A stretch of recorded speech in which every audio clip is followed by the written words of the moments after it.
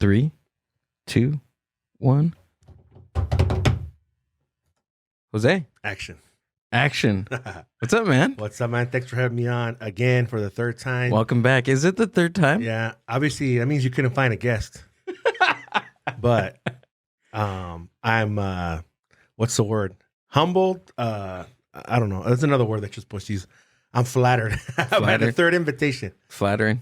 But I mean, because I like to look back at whatever I'm on, whatever I produce. I like to check it out, just to see some pointers or what I can do better on, or just to see how I did.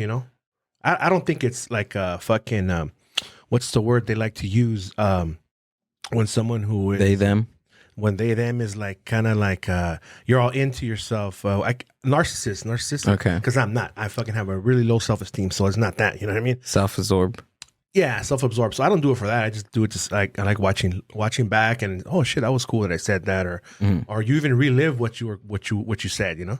Yeah, I think that's the coolest thing about listening back to podcasts that you've done in the past is you get to relive that experience. Yeah, just like when we were on Rambling Alcoholics, dude. Yeah. I listened to it like on my way to. I was driving out to Long Beach for the weekend, and there was just like so many parts where I wanted to just clip and start posting. Yeah. But Jaime, he actually beat me to the punch on that one about the dogs, dude. You did it this morning. Yeah, dude. Oh, it was funny because I cut it yesterday and I was going to do like a video basically just like he did. Yeah.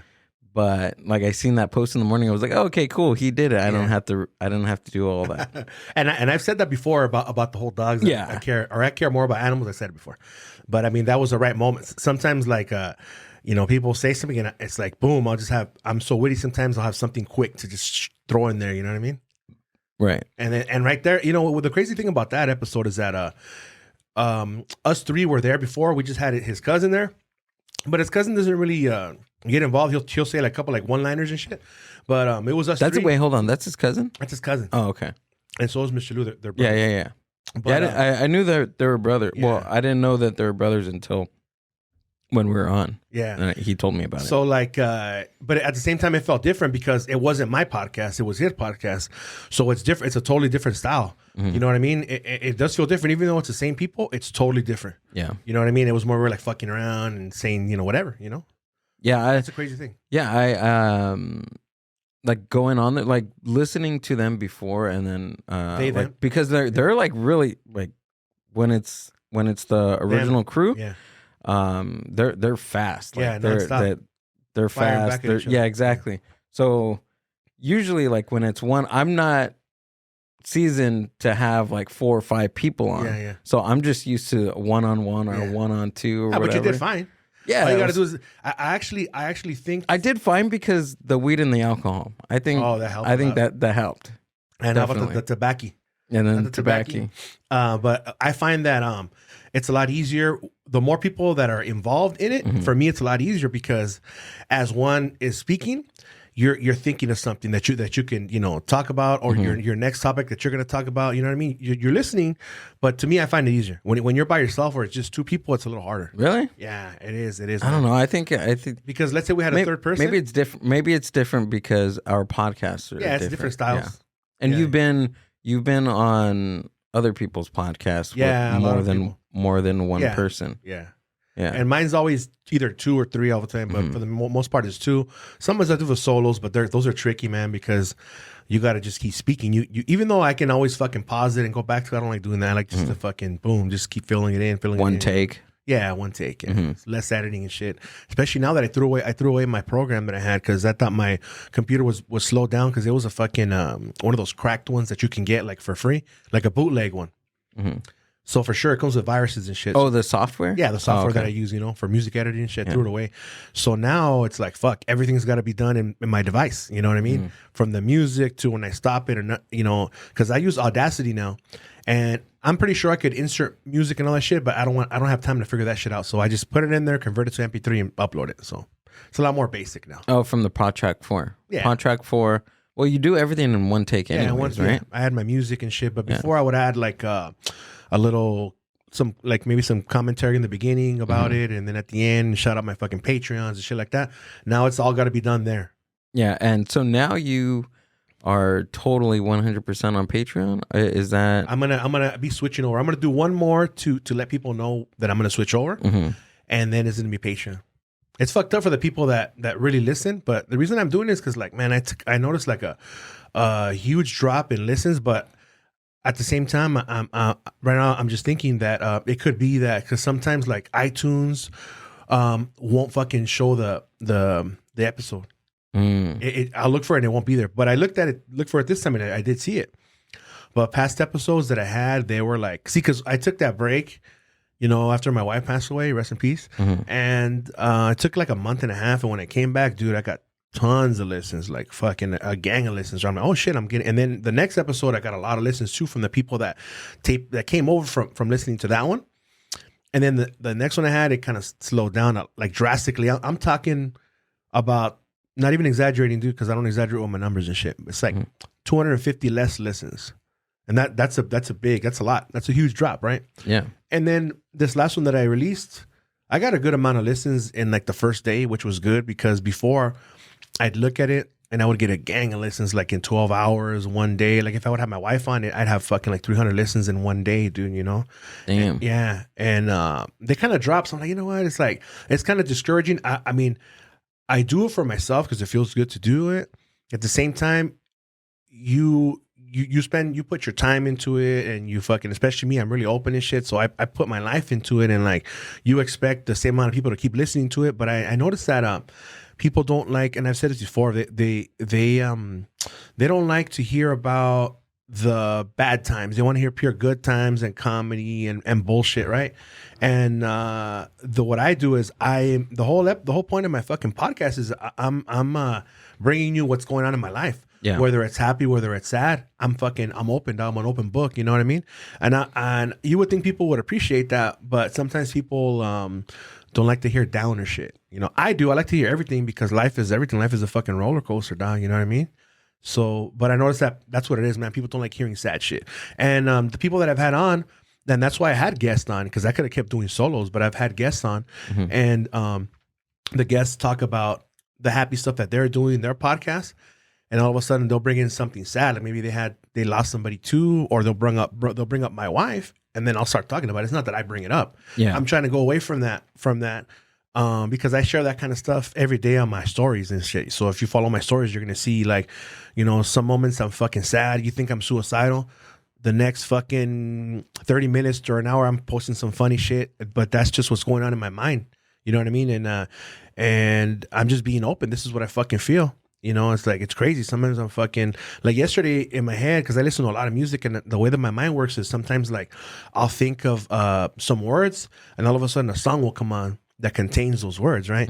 So like I thought about, there's a song by the Quakes, and it's called I'm All Messed Up. And the song says, I feel like laughing, I feel like crying, I feel like living, I feel like dying. You posted that one yesterday. Shit. Yeah, dog. I remember. I guess I'm all messed, and that's how I fucking feel. And if you've been following my journey on Instagram, or even on here in the podcast, like that's how I feel, dog. Like I feel like laughing, I feel like crying, and I feel like, but realistically, I feel like dying. That's the main thing. I feel like dying. I don't want to be alive, but some people think it's sad, but it's not. It's my fucking reality. I have kids and all that shit. Yeah, I've got 2 kids. They're adults, but they're young adults. You know, I know I got to do it for them. I got to keep going and shit. But at the same time, I don't want to be here. I wouldn't kill myself. I would never do that, because then I'm not going to be where my wife is based on my beliefs, right? Right. That's a straight ticket to fucking hell, and I don't want to go there. Even though there's a lot of cool fucking people there, I'd rather be with my wife than, you know? And so I wouldn't kill myself. So if any of you ever hear that I killed myself, that was not me. That was that got suicided, because I would never do that, right? Speaking of that, I don't really post too many fucking conspiracy things, because people don't really give a fuck, and all you're doing is you're putting a target on your back. You know what I mean? So I kind of... Yeah, you haven't. Yeah. Did you post a lot, dude, much every in fucking the past? day, every day.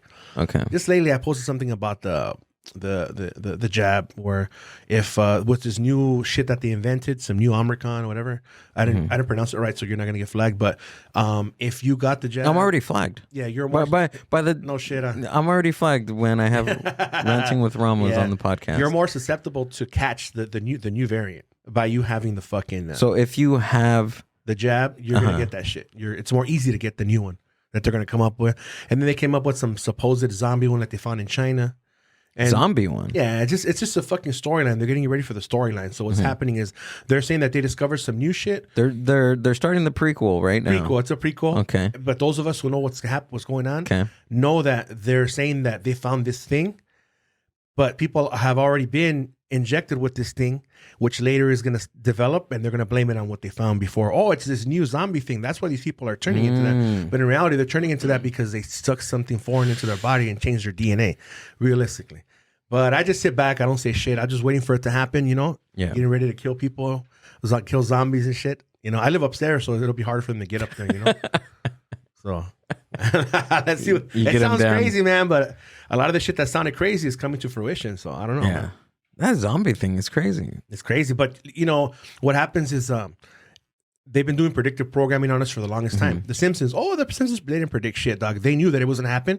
So they're showing us that this is going to happen. Yeah. It's because they know what's going to happen. You know what I mean? So, like, they can't predict what's going to happen. They know what's going to happen. So they're showing you. And you think in your head that they're predicting it, right? Like this whole zombie thing, like they've been showing like all these in the 70s, these zombie movies and shit like that, right? Yeah.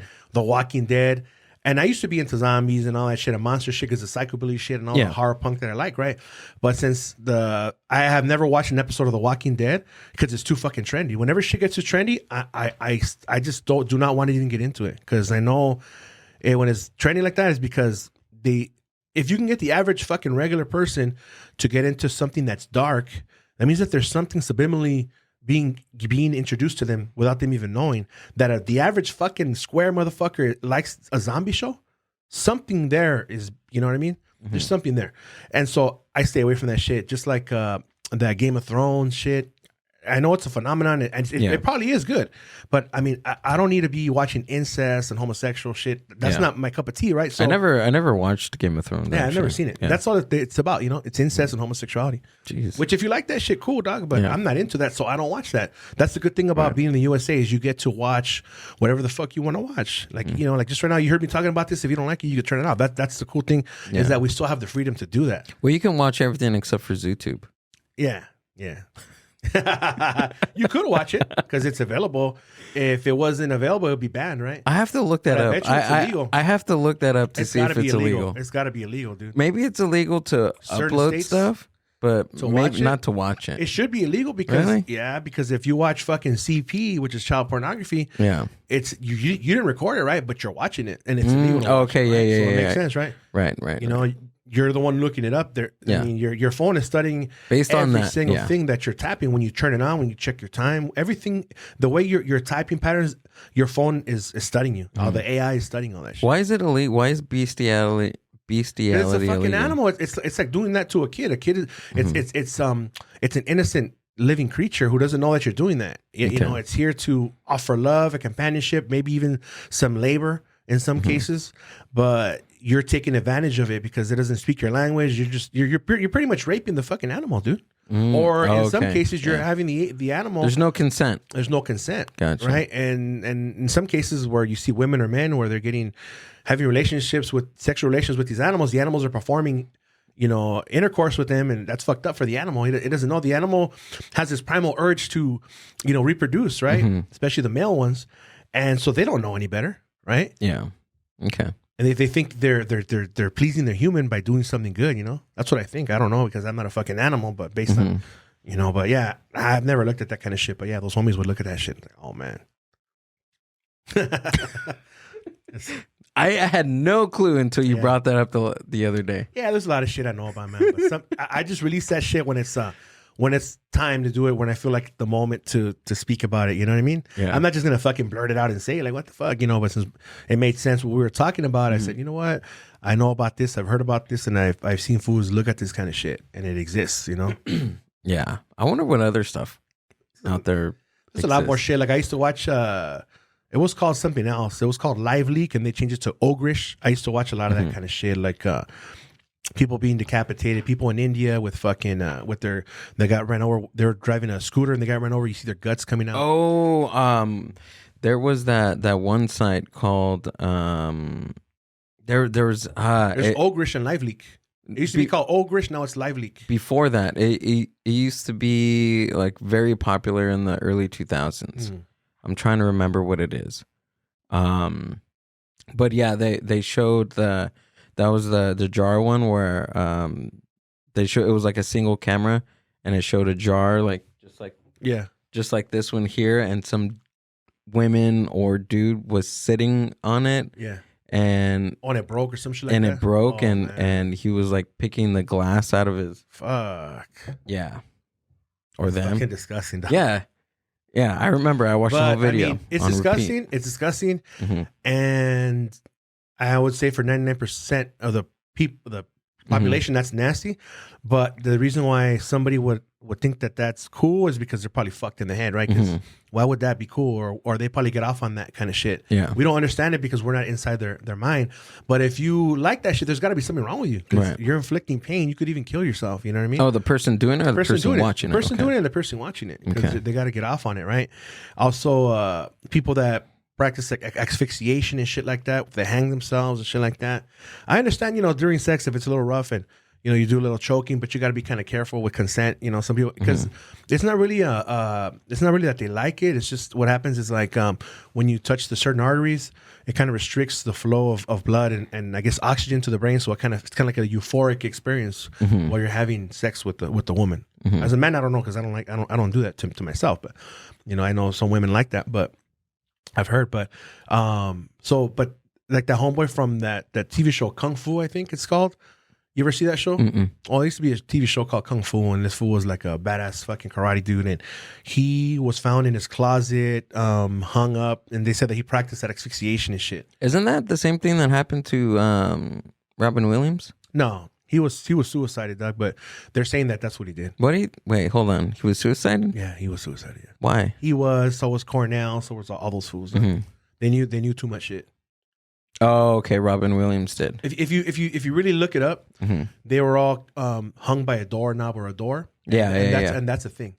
Yeah, it was like his closet door or something back in, was it like 2014 or something? And like this guy was an obese guy where he fucking was like a size 46 and it's like a long enough belt. He looked like he was maybe like a 34, 36, right? The size of the belt. How the fuck can that length of a belt, which is where did the belt come from? Yeah, but how is a yard going to be able to wrap it around your neck and hang it somewhere where you're gonna, you know what I mean? Yeah, where it's gonna anchor enough. And then there was a movie that he was in prior to that that was like a scene or that was something of that of that. Yeah, I believe Robin Williams played the father of a young boy, of a teenage boy that actually did that. Like he committed suicide by asphyxiation. Same exact way, the way that Robin Williams went out, dude. So there's got to be a connection to that. That's what I'm saying. Yeah, but they're gonna make it seem like he got the idea from that, but nah, it's like they always show you what they're gonna do and shit, and it's just up to you to catch it or up to you to listen to motherfuckers that know and are telling you what to look out for. So was that like a piece of predictive programming for at least Robin Williams? For him and people that are realizing it later, you'll notice it.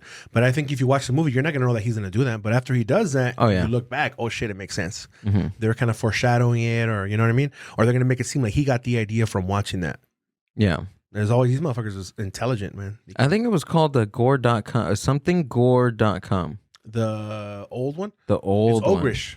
Ogrish, yeah, Ogrish, yeah. I don't know. It's Ogrish, and then it turned to Live Leak. It used to be called Ogrish. Do they still have that around? Live Leak's still around. Yeah. I haven't looked into that shit in a couple years. Yeah. It wouldn't fuck me up. I can see that. I just can't see like pets being tortured and shit. No, they show like beheadings. Yeah, I can see all that shit. 24/7 and like at first when you first look at that kind of shit, you well, not really, because when I first started looking at that kind of shit, I was maybe like a teenager, maybe 13, and we used to watch Faces of Death. And I would watch that shit, and we would all just trip out and watch it. I was never scared of watching that kind of shit. Yeah, some people were that would sit there and watch it, but that's how it starts, right? And then you start getting desensitized, and then you just start watching that kind of shit, and you don't feel anything and shit, which can be good for your mind, but at the same time, it'll prepare you for example, like let's say if somebody was dying and you had to cut their hand off or their leg off for them to survive, I would be able to do that. Yeah, I'd be the guy you fucking call. I can do that. Really? I swear, I'm not lying to you.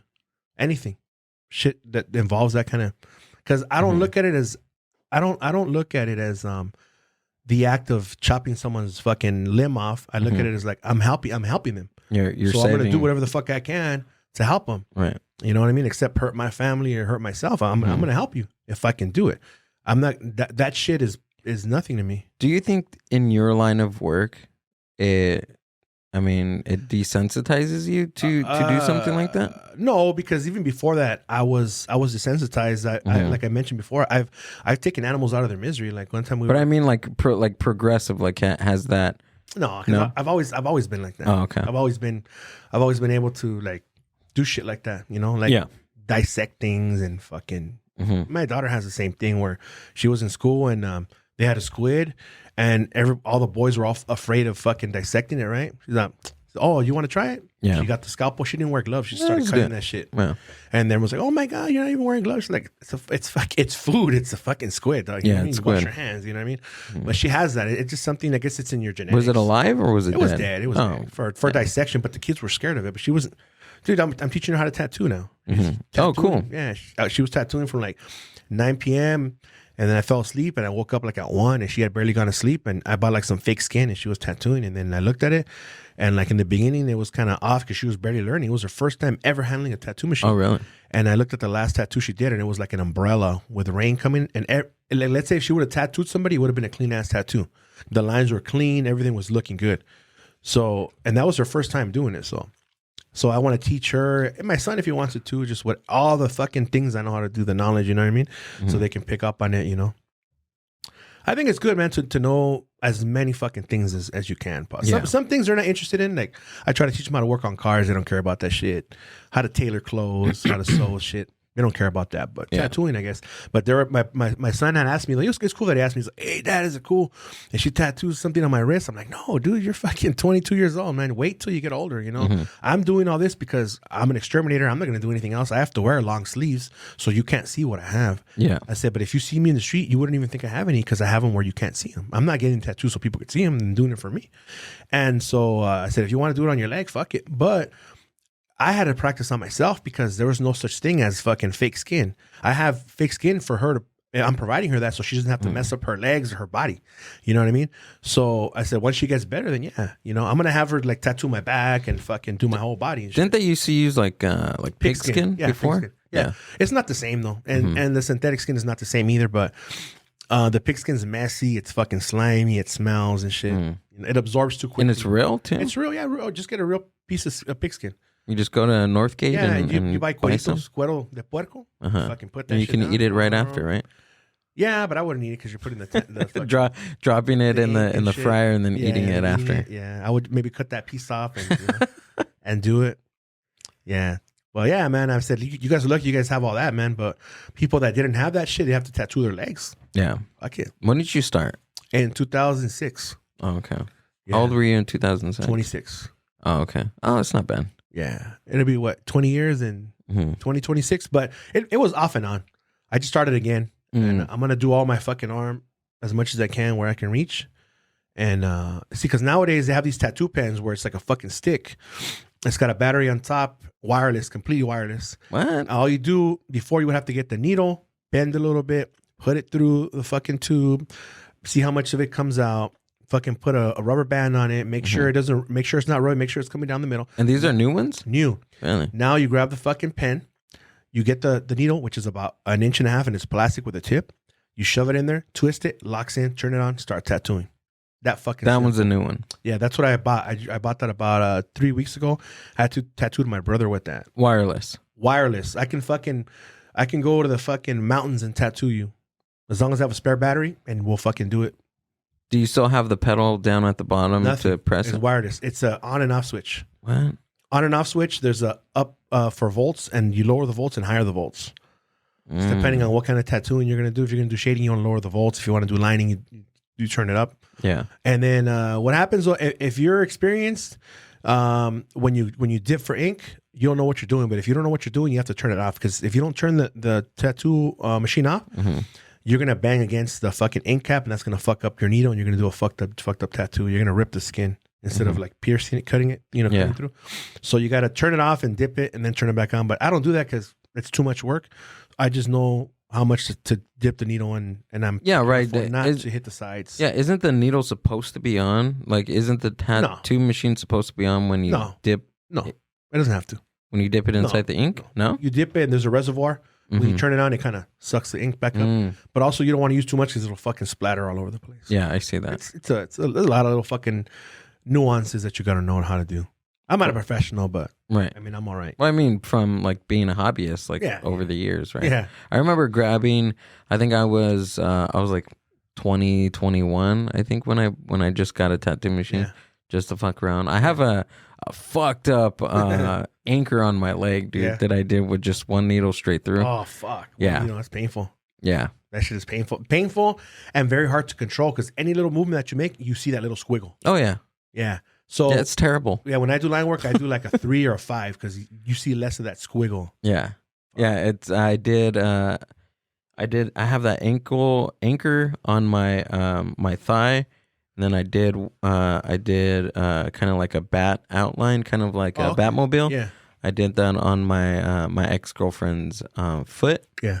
And then I also did like a small anchor on her ring finger too. Oh shit! How did that come out? It sucked. Fuck. It's terrible, dude. Yeah. It was bad. I thought it was fun. Like I was like, I have a tattoo machine. I'm gonna start tattooing myself. Did you put a pattern on there, or you just fucking drew it freehand without? I did the pattern with a Sharpie. I drew it with the Sharpie and then I outlined it. Oh, okay. And then use like wipies or something to wipe down the ink. Yeah.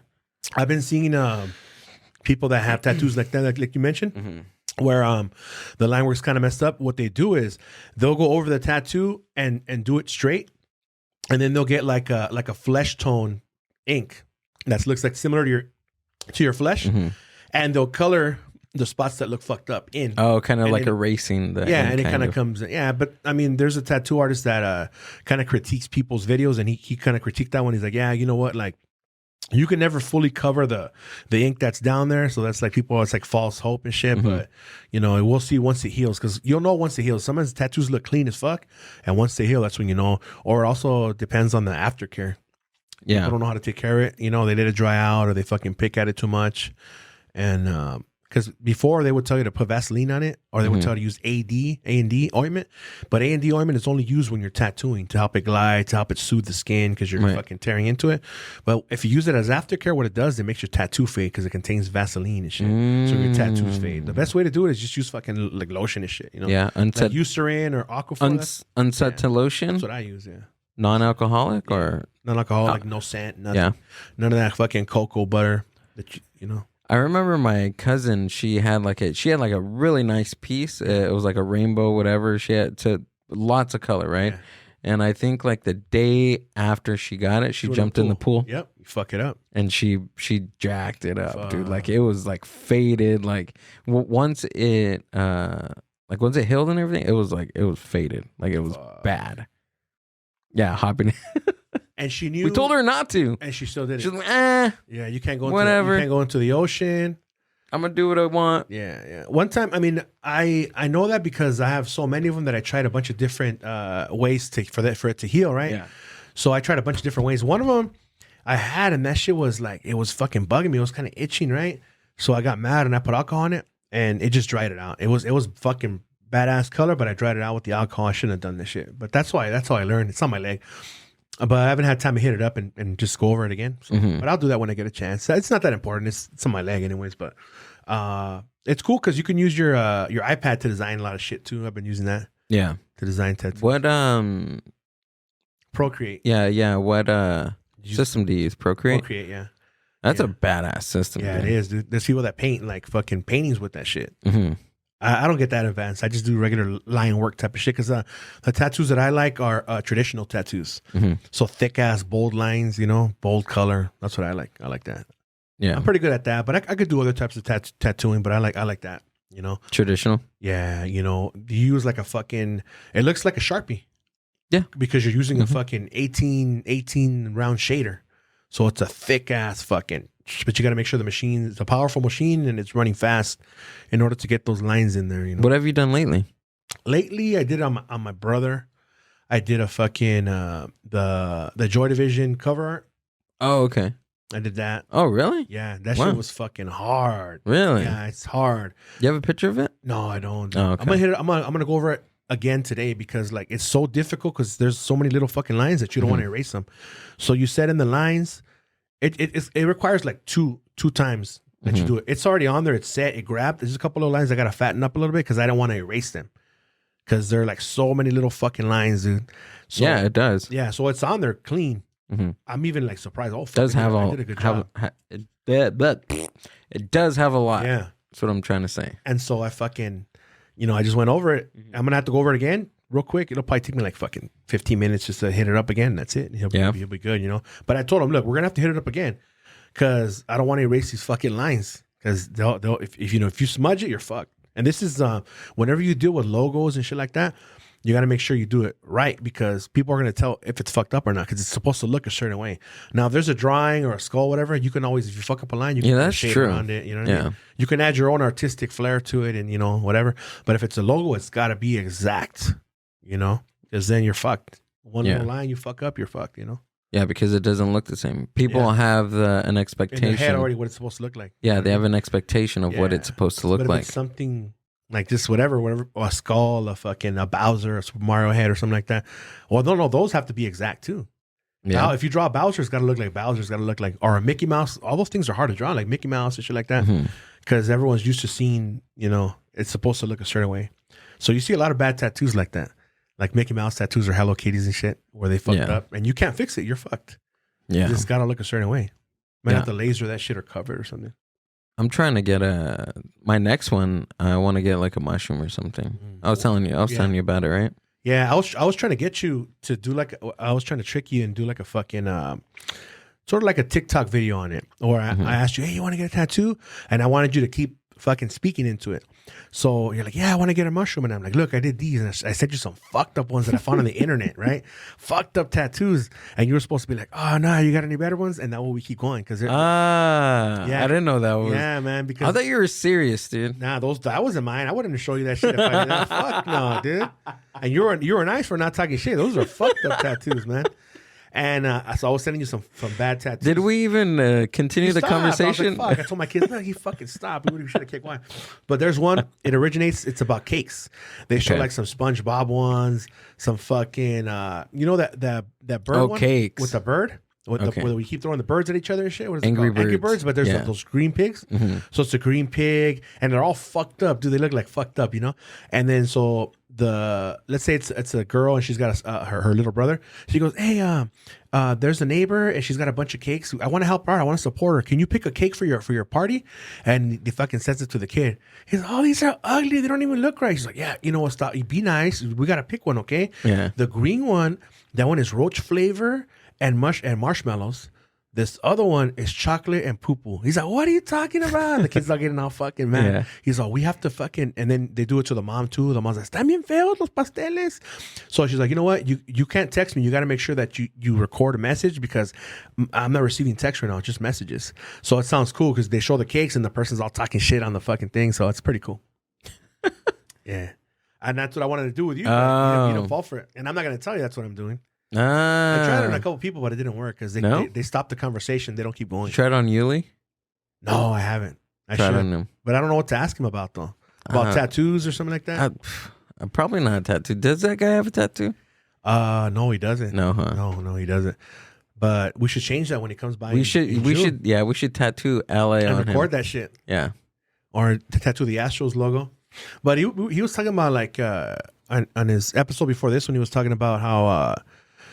He knows he's a good-looking guy, but he knows that he just has to lose weight and change his wardrobe. And I was like, fuck, shit. If he comes down, bring like fucking $500. I'll fucking take you shopping. That's not to say that I'm a fucking badass fucking take him shopping. But, hey, let's fucking do a fucking makeover and shit.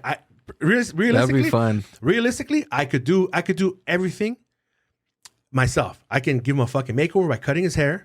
I can give him a fucking tattoo. I can take him shopping and buy him some cool fucking clothes.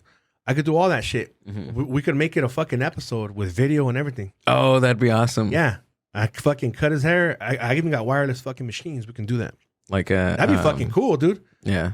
And they call it like fucking Uli's LA makeover or something. Yeah, LA like makeover, you know dude. That sounds fucking cool. bad. Yeah, and we'll give him a tattoo, a haircut, everything, dog. Clothing, wardrobe. Yeah, if he brings $500, I don't shop for expensive things. You know, I could take him somewhere and find him some cool fucking clothes and shit. You know. He was saying, he's like, yeah, all I gotta do is lose a little bit of weight, dress different, and cut my hair. So yeah, but I mean, there's some fat people that pull women. Like there's some fat guys that pull women, and it's not the way they look; it's how they conduct themselves. Fucking you, dude. You know that word, I've used it before. The homie Marvelous uses it a lot. You know, and I've stopped myself from saying it because I hear it too much sometimes. But yeah, it's a cool word to use every once in a while. No, that's. But I'm saying like that's the way that they treat the woman. You know what I mean? Like it's, but the way they talk, the way, you know, like, because I heard something and I was I think I was reading something and I heard something that foreplay starts outside of the bedroom. You think so? You start foreplaying, yeah, because like it's the way you talk to them, the way you. You're right. To get them to even get them in a fucking bed. Exactly. It starts outside of the bedroom. What do they call it? It's courting. You're courting them. Exactly. So you know, okay. Speaking of that shit, okay, like fucking, like I know from the beginning, dude. Like my wife is, you know, like beautiful. Like if you seen her, like what the fuck is she doing with this guy? I knew I would get that. I would get that all the time, even from women. Like when I used to work at Toyota, they saw her come in, right? And then she was looking for me, and they asked somebody, "Hey, that's Ramos's wife." Like what the fuck? Like they couldn't believe it. You know what I mean? And for the record, like I know I'm not the best looking guy. I know that because I look at myself in the mirror, and I've said this before in another podcast, but this is your podcast, so I'm saying it here. But like, you got to be real with yourself. Like I look at myself every day. I know I'm not the best looking. I'm kind of overweight, but that doesn't mean that I have a low self-esteem. That just knows that I'm aware of the way that I look. Right now, even though that's happening with me, I'm very confident. And my wife told me that's one of the things that drew her to me. That I was very confident. Yeah, you know, I was very, very confident. She liked the way I look, and she liked, you know, big, aggressive looking man, I guess, you know what I mean? That can protect her, you know? And also because she said I was really, really confident. And so I've told people before, yeah, I'm ugly. Like, oh, why do you say that about yourself? Because it's the fucking truth, dog. But that doesn't mean that I don't have any confidence. Because I know that I know how to dress. I'm funny. I got great personality. I have a lot of fucking things that make up for not having good looks. I'm fucking smart, intelligent. So you have to know that about yourself, you know? And so for me, I've been out of the fucking dating scene for fucking years since I've been married. I was married for 21 years. I was with my wife for 23 years, right? But, you know, in work, sometimes I would get girls that would try to be kind of friendly, but I was always professional. So I never asked for that. You know what I mean? I was always very professional. It even seemed like I was kind of conceited, but conceited over what? You know what I mean? I don't. It's not. When you're conceited, it's because you look a certain way. I knew that I didn't look a certain way, so I wasn't conceited, but they kind of felt that. But I noticed that there was like dudes that were uglier than me, fatter than me, and they would be pulling these girls, right? And there's even guys that would to every chick, fat chicks, nasty chicks, hey, what's up, girl? How you doing, girl? And they like that because they might not be getting that anywhere else, but you're giving them the attention that they're not getting. You know what I mean? Yeah. So yeah, I think it has a lot to do. Yeah. So you see a lot of fat dudes with fine ass chicks, and obviously people think like, oh, even ugly skinny guys with good looking girls. People might think, oh, that fool's got to be packing some heat down there. Oh, he's got fatty. You know what I mean? Yeah. And for me, it was neither. But you know what I mean? Yeah, but even if he's not packing heat down there, that doesn't matter. Like I have a lot of, like, not a lot, but like I have some female friends that I confide in and ask them like, hey, like, does it make a difference? Yeah, does it make a difference? Yeah. And all of them, I'm saying 100% of them tell me that it doesn't make a difference. Okay. Like it's all I mean, sometimes it does and sometimes it doesn't, but overall it doesn't matter as long as the female is very into the male. I don't know. Well, I guess because courting courting and foreplay starts before they hit the bedroom. Oh yeah, that makes sense. Yeah. But I heard about that. I've heard that there's dudes that are packing, but they don't know what the fuck they're doing. You know what I mean? And some fool that's not packing, he's gonna try his hardest to fucking satisfy the woman. You know what I mean? And some fool that's like that. It's like for example, great example. I haven't seen this movie, but I heard Kim Kardashian. Right? She got a bomb ass body. Right? Right. But no, I don't. In that tape, well, that's what everyone thinks. Everyone thinks so. Right? But in that tape, they say that she's just fucking laying there, dude. That's fucking boring. Yeah. So, I mean, just because, you got to know how to move too, you know what I mean? Oh, the women. Yeah. I mean, if they're just going to fucking lay there, it's not going to be any fun. So what's the point of having some fine ass chick if she's just going to fucking lay there, you know what I mean? Right. So that, from our standpoint, that's what I see too, like that doesn't really matter. But I mean, for me, like, it just depends on what you're in as a guy. Like for me, like a girl has to have ass, dude. I don't really care about the top because I don't care about that. But like for me, I don't see myself being with someone that doesn't have an ass because I'm so used to it. I've had that for 23 years. You know what I mean? So that's a must. You get used to a certain body type. Oh yeah, definitely. Each man and each woman has their own preference on what they want. Yeah. And some girls, they like chubby guys. I don't see, and I don't see how. I talk to someone, I was like, how do you like? That's disgusting. Like a fat man is disgusting. It really is. It really is. It's unhealthy. Yeah. It's. I don't feel fucking good being fat, and I'm telling you, it sucks. Here, I mean, I'm not super fat. I know. Once I start going back into the gym, right now I stopped going because everyone's there with this fucking new resolution. New year, new me. But yeah, well, I mean, I can get in there in 3 months. I can get jacked quick, because of the old muscle memory. But right now I don't do it because there's too many fucking people there. I don't like. There's a lot, dude. I haven't been because of that, and then plus I've been lazy. So I'm using that as an excuse to go back to the gym. Yeah, because there's too many people. Yeah, there's way too many people. Do you think that I mean, women have type? Like, do you have a type? Like, I think right now I do, simply because that's the type that I had for 23 years. You know what I mean? And so I do have a type, but I think when you're desperate, you're like, fuck it, whatever. But at the same time, no. Because like I said, like I have to have ass. You know what I mean? So that's a type, right? Yeah, because I'm just so used to that. You would hug and then you reach automatically for the ass and there's nothing there. It's like, nah, dog, it doesn't feel right. You know, pure bone. You're just touching her spine, dude. Yeah, or if it's a fat chick has no ass, like I don't know, dude. Like I don't know. Yeah. So for sure, they have to have fucking hips and an ass. Because you'd be surprised. There's skinny chicks that got nice ass bodies with ass and everything, Because but have fucked up attitudes. The distribution of the fat goes to the right places. You know what I mean? Oh, okay, yeah, I see. But yeah, like that's no. I guess that is. Yeah, I guess I do have a type right now. Because that's what I've had for the. And I don't see myself be with anything else like that. And I look in the future. I mean, right now I'm not looking for a relationship or nothing like that. It's too soon. It's been 3 months yesterday. Oh, really? The 15th. Yeah, it's been 3 months. And I'm a man, and I have my needs and shit. So sometimes I think about that, just sex. But as far as relationship, I don't want a relationship with nobody. Yeah. I don't. And then also I think like, fuck, people are going to see like, damn, this fool was with her. And then he has like, so I put these pressures on me where like, she better be at least equal to how my wife looked or better. Anything less, I'm gonna, not that I give a fuck about what people think, but it's like, even like me, like, man, like I should be. But at the same time, at my age, I'm 42 years old. I'm gonna be 43 in April. I can't be fucking picky like that. You know what I mean?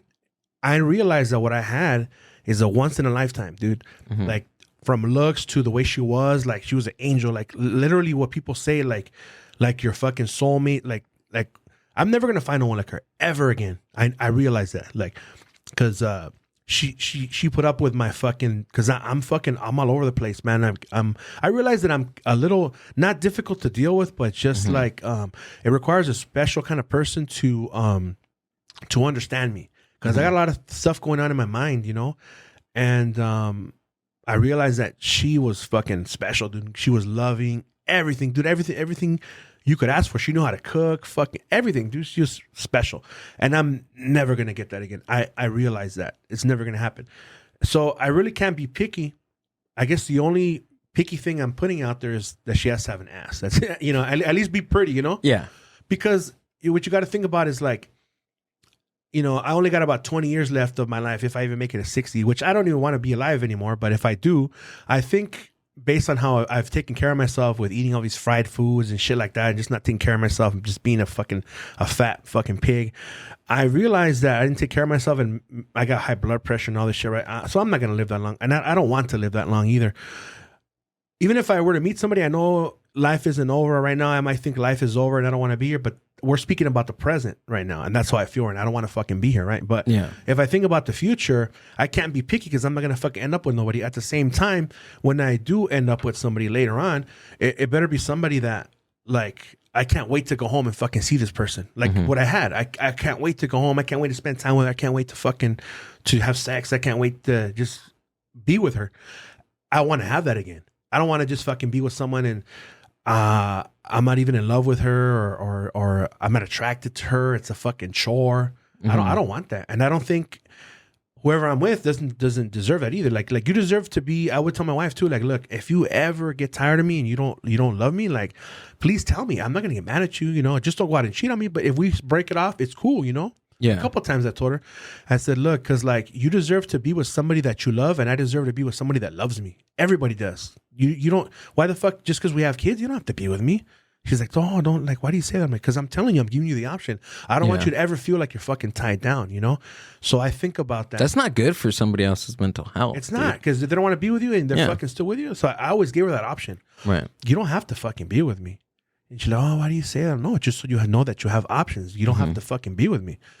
And, but it was always, I mean, you know, sometimes you would get fights and shit like that. But so like, yeah, I'm saying all this because like, it needs to be somebody that I'm going to be happy with. Yeah. And it's not just me, you know, because right now, you know. But I think ultimately that's what everybody strives for. But they strive for to be happy, right? But the main thing is like, I mean, I'm not a shallow person, you know, like I'm not. But I guess you just get used to having something and you want to keep having that, you know, like you don't want to downgrade. You don't want to, even in your work, in your job, like you're getting paid a certain amount of money. You don't want to fucking downgrade it and take a pay cut. You know what I mean? I don't want to do the same thing either. But at the same time, I know that I'm placing limitations on that. You know what I mean? I'm placing limitations on what I can get, you know? And you know, as a man, well, I don't know if all men think this, but I think this, and maybe women probably think this, like you know what you can get. Like, let's say, you know, you see some girl like, oh, that's like that's in my league, you know. And some women aren't on your league, and some women, you think that they're not in your league, they would still be with you. You know what I mean? So at the same time, you never know, you know. And I'm not the kind of guy who's like, hey, what's up, girl? I'm not like that, dog. Like, if I go somewhere, I just fucking, you know, kick it. They're looking at you, whatever. They know, hey, introduce yourself and talk. But I'm not this fucking dude. How do you do that? I don't do that. No, but I just fucking start talking to the person. But how do you do that? How do you normal? Normal. But what's normal? I haven't done it in years, huh? Okay, but before your wife, how did you do that? It's normal. Hey, what's normal? Hey, Tell me what's normal. How's it going? How's it going? My name, I'm Jose. You know. Okay. What's your name? Hey, fucking, and just start talking. Not even say, hey, you look beautiful. Or, just start talking normal. You know what I mean? Okay. But I think it's going to be difficult for me, man, because I think even if I were to meet somebody, if they really get to know how I think, it's going to fucking probably turn them off, man. But at the same time, well, yeah, you're not going to like.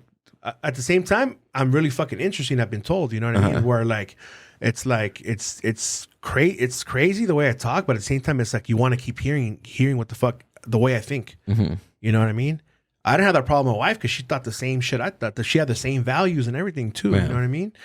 And but for I think that's critical, dude. It is, dude. You brought up something right now, like just like frame of mind, right? And just values overall, like family values, work values, what people want. And I didn't realize that up until recently. That's like, big. I didn't realize like looks are one thing, yes, and I do get it, but I think just the internal personality and values around everything, like a person being creative, a person have money, no money, whatever. Yeah. But I think just That is so important. And yeah. And I just found that out just recently. Yeah, it is. And so is like a really, really big thing for me, because I would be put in the box that I'm a Christian. I don't say I am, but I believe in Christ, and I'm just I just follow the Bible, right? But it would have to be someone who has the same beliefs as you. For me, as far as like, not religion, because I'm not religious, but I guess spiritually, would have to believe in the same things as you. Because if you don't believe in the same things, or if they don't believe in God, if they don't, or if they're Catholic, it's going to be totally different. Like, I wouldn't want to be with a Catholic. And then, you know, as guys, we always talk about, hey, would you fuck this chick? How about this chick? Or would you fuck this? So I've had people ask me, hey, so would you be with a girl? Let's say she's fucking fine, dude, but she likes like banda and all that shit, like that. I don't like it, right? I'd be like, nah, I don't give a fuck what she look. What if she's fine? I don't care. What if she looked like Jenny 69? I don't care. What if she was nasty. Jenny 69? That's nasty, dog. Okay. Implants, fucking, that's nasty. Attitude. Like, dude. Buchona vibes, homie. Yeah, that shit is all.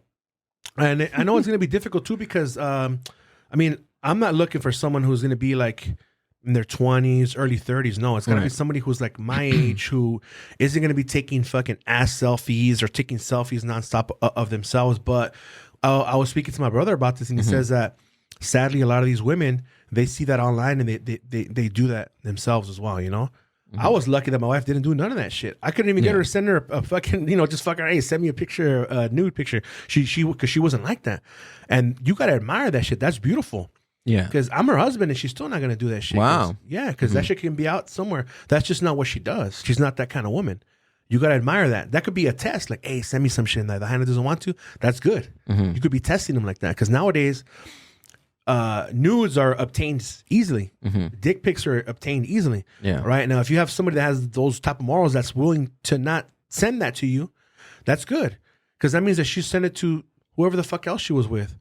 And she doesn't care that maybe that fucking picture can be leaked somewhere. True. Right? No, that makes a difference. Right? Yeah. So you gotta, I mean, so I'm putting a lot of fucking walls up, you know what I mean? But that, you gotta be specific to what you want. At the same time, I'm running out of time, you know? And like I said, I only got about 20 years left. I'm 42. And you really don't want to set limitations, but you want to be happy for the remainder of your life, whatever the fuck that time may be. You want to be happy. You want to be happy, you know? Everyone wants to be fucking happy. You know what's so weird, dude? Like, just recently, was it recent? It wasn't recently. Like, I just want to say, whatever, time frame doesn't matter, right? Yeah. There was this girl that we were dating, right? And I mentioned to her that I had atheist, like that I was atheist. Yeah. And she was like, she was kind of, she was stunned by it. Yeah. But I mean, coming from me, like I just, you know, blurt things out. Yeah. And I didn't, I don't know if she was offended, but like when I looked at it, she was puzzled. You didn't think about that she might be sensitive to that comment that you it struck me. It was weird to me. It was weird because I just said the atheist word. Oh, you didn't say nothing offensive? No, I said about religion? no, absolutely not. Like she's heard a couple of my jokes about religion, but maybe she just he was just joking. Yeah. She didn't really think that like I was an atheist. I think that was a complete turnoff, and that goes back to what I was telling you, where you have to meet somebody who has the same beliefs as you. Because let's say God forbid, she's in a situation where, you know, she is dying or she's sick and she needs your support and she needs your prayer, but you think that to you you're praying to nobody, and you know, so she's not going to get that support from you. You know what I mean? And so I feel that she's going to feel like she's alone. Yeah, you know what? And then she did make a comment about like, hey, like right after that, like it was kind of quiet for a little bit, and then she was like, well, what if like I want to get married in a church? Like, so we're not going to get married in a church?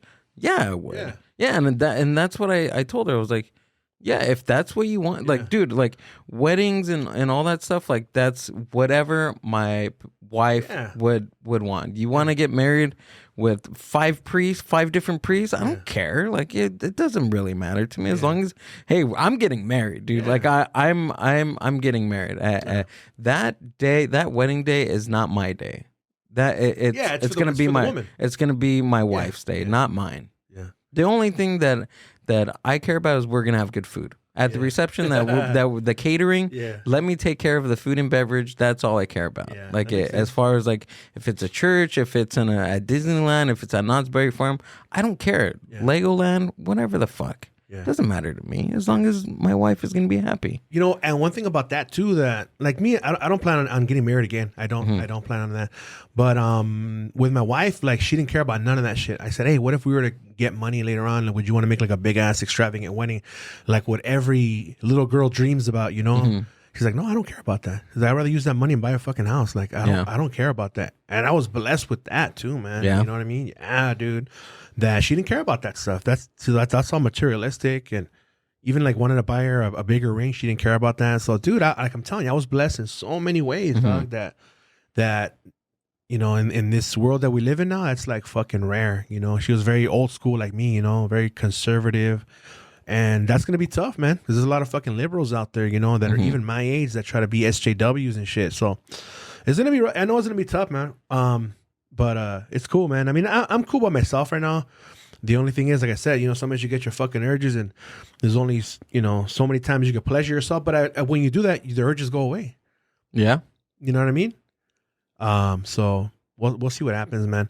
But yeah, and I tell my kids, like, look, I'm open with them. Like, look, like, I'm a man, but I'm not going to bring anybody home to you guys. I'm not going to introduce you guys to nobody for about a year or two, you know? That's not what I want to do. That'd be fucked up. You know what I mean? And so... What was their response? They were like, okay. They just don't say no, okay. Yeah. But in the beginning, they were kind of scared that, oh, am I going to meet someone? Am I going to bring someone home and shit like that? Did you have that conversation with them? No, but amongst themselves, they did. Oh, okay. And then... I let them know, like, hey, look, this is what's going to happen. You know, I'm a man and shit. I was with your mom, you know? And, you know, we had sex, you know, because we're married and shit. And so, like, as a man, you need that shit because that's something that you're used to doing, you know what I mean? Right. And I'm like, okay. I said, look, I'm gonna go out places and shit like that. That doesn't mean I'm gonna meet somebody. Look at me. I'm not gonna have fucking women throwing themselves at me, so don't worry about that. Yeah. You know, if it happens, it happens.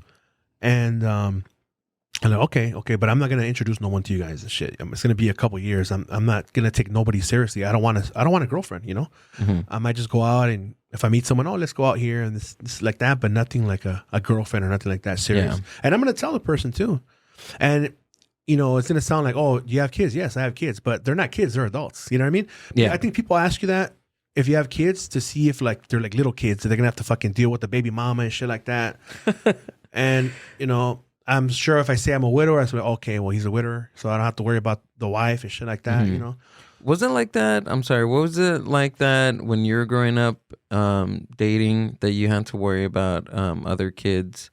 I mean, other, like now, like, because I'm 30, we're 10 years apart, right? So when I was growing up, it was... I didn't have to experience that because I was a father at 20 already, right? But my other friends...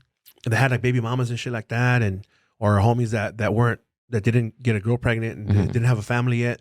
They would have to worry about that. Like, yeah, the baby daddy that was tripping and shit like that, blah blah blah. You know, so that was because back then, dude, people were reproducing and actually having sex, and nowadays people aren't doing that. They're people are playing video games, doing TikToks and shit like that, right? And they've been so brainwashed that they don't believe in the nuclear family.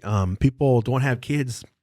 Nowadays, they have dogs, you know, they have dogs and those are their kids. They're afraid of that, and rightfully so. But what you got to realize is that's life, dog. Like, you know, I mean, I could also understand someone who, like I tell my kids, you know what? I tell my kids, don't have kids because this world is fucked up. Where I came from, yeah, it's fine. It was still cool. You know what I mean? We still had freedom of speech. There wasn't men running into fucking women's restrooms and shit and raping them just by saying that they're females. So all that shit, it was a totally different fucking time. Kids would be out there playing hide and go seek till fucking midnight. Now it's a fucked up world and it's only gonna get worse. So I tell my kids, don't have kids. I tell them that. Yeah, I'm curious to see, have grandkids and shit like that. But I even know homies that are my age that have grandkids already, you know? Right. But I tell them not to because this world is too fucked up, man. Like, don't do it. It's fucked up. And I talk to my daughter about certain things. Like, you know, like if you're if you're with somebody and they're kind of violent towards you, just end that shit. Because you know, you don't want to fucking fall in love with the person, you know, and put up with their abuse. Like, and I, you know, what I didn't do it intentionally, but I know that I was laying out the blueprint on how for my son and for her as to how a man is supposed to treat a woman, a lady. And oh yeah, absolutely, dude. And I did a great job. They never saw me hit her. I never yelled at her. None of that shit. You know what I mean? Absolutely. Yeah. So, even if like subconsciously, like a child picks up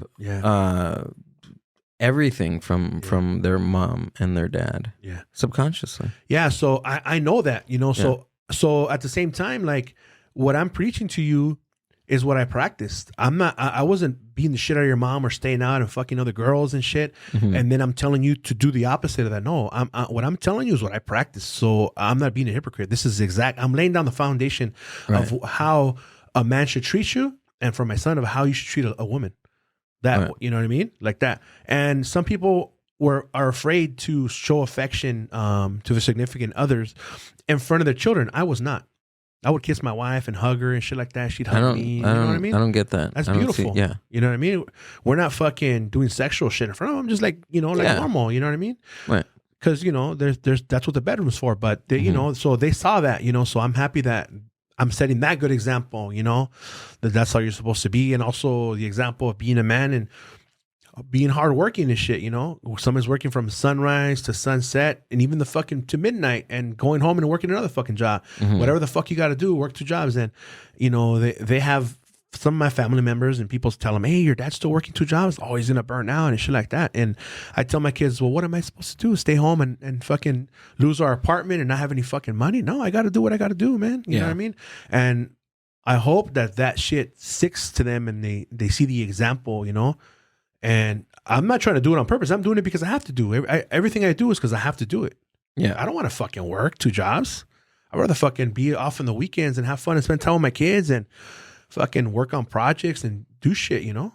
Right. But I don't. But luckily, we have this that we're doing here, that we're experiencing. We have this outlet to, you know, podcast, being on people's podcasts, doing mine. As much as mine is like kind of like, it's like whatever right now because motherfuckers ain't really listening because they're scared. But I'm going to keep going with the Patreon, you know, and the ones that are Patrons, they're going to be there. Fuck it, you know what I mean? And if you're really a fan of mine and you want to continue listening to it, $3 ain't shit, $5 ain't shit. You're gonna fucking pay it. You know what I mean? Yeah, it's not. It's really not. It's like I'm not being an asshole. Maybe I might come back when shit gets better and I'm happy, you know, and people might want to tune in a little more. But I've getting a lot of people, you know, telling me, hey, well, like, are you really gonna? Nah, bro, you shouldn't stop. Fuck them if they don't want to listen. Like, nah, dog. I do this for everyone and for myself. But I just feel like it's like I'm wasting my energy because I'm putting all my fucking soul into this fucking project. And I'm not getting the listens that I was getting all of a sudden just because like life is harder and people don't want to hear about that shit. You know what I mean? So I'm like, oh, fuck it. You don't want to hear it? Well, I'm not going to fucking put it out there for you to hear. You know what I mean? I'm just going to be on Patreon. Fuck it. For the real motherfuckers that really support me. Yeah. I think once you put it on there, you're going to see who's you're going to see the who's and who's actually listening, who actually wants to listen. Yeah. Yeah. You know? That's true. So, I mean, when is that going to happen? Do you know? I'm going to do one more. I'm going to do one more. Pretty soon, huh? Yeah, because you gave me a good idea because I was just going to fucking stop and the next one's just going to go on Patreon, right? But what I got to do is I got to make maybe a short one, you know, maybe 30 minutes and like say, hey, check it out. This is what's been happening. You know, the listens aren't there. Thank you for listening right now because that means you do listen. But right now I feel like the way my life is going on, it's like too sad for some of you. And so there's less listens. So I'm just going to go strictly Patreon and shit, you know? Yeah. I'm sorry for those who are really good fans and listen to shit. But hey, if you could afford $5 for a Starbucks, you could afford $5 to listen to me and shit. You know what I mean? Yeah. I finally folded. Yeah. And signed up for Inside the Nutsack podcast. Shit. I folded. I heard about that. I saw the post. You saw that? Yeah. And I think it was Lopez Avila that he wrote me. He was like, "Oh, so you sucked it up and you got." I was like, "Yeah, I guess." I got to support, dude. Yeah. I mean, all you guys support me and you should buy whatever I do. Man. That's what I'm gonna start doing in the summertime. I'm gonna. You know what I was thinking about hats because when I went to the Ramblings and the hat, that shit was pretty cool, man. So I'm thinking about I might do that one that I made with the where it's like half of me and half of the fucking Misfits logo with the skunk hat. And I might do that. My daughter's you should do that logo. Just sell a couple of hats. See how that goes and shit. What I want to do, I want to do some shirts, but I want to do some searching and shirts and give them out to like the people that come onto the show. Oh, that's cool, dude. Yeah, that'd be cool. Yeah, I mean, first of all, and then I already have a vendor to do mugs. I want to start doing mugs and then send out coffee and mugs. Yeah, I actually like. I don't know, like I still have to do all the specs on it, but I kind of want to do like a monthly Patreon box, like a monthly subscription box. Yeah. Just with like cool like stickers or whatever. Every month something different. But that shit's got to be at least $12 to $15 though. Yeah, of course. I'm gonna make it worth. Because if not, I'm gonna make it worth it. You're gonna lose. Yeah.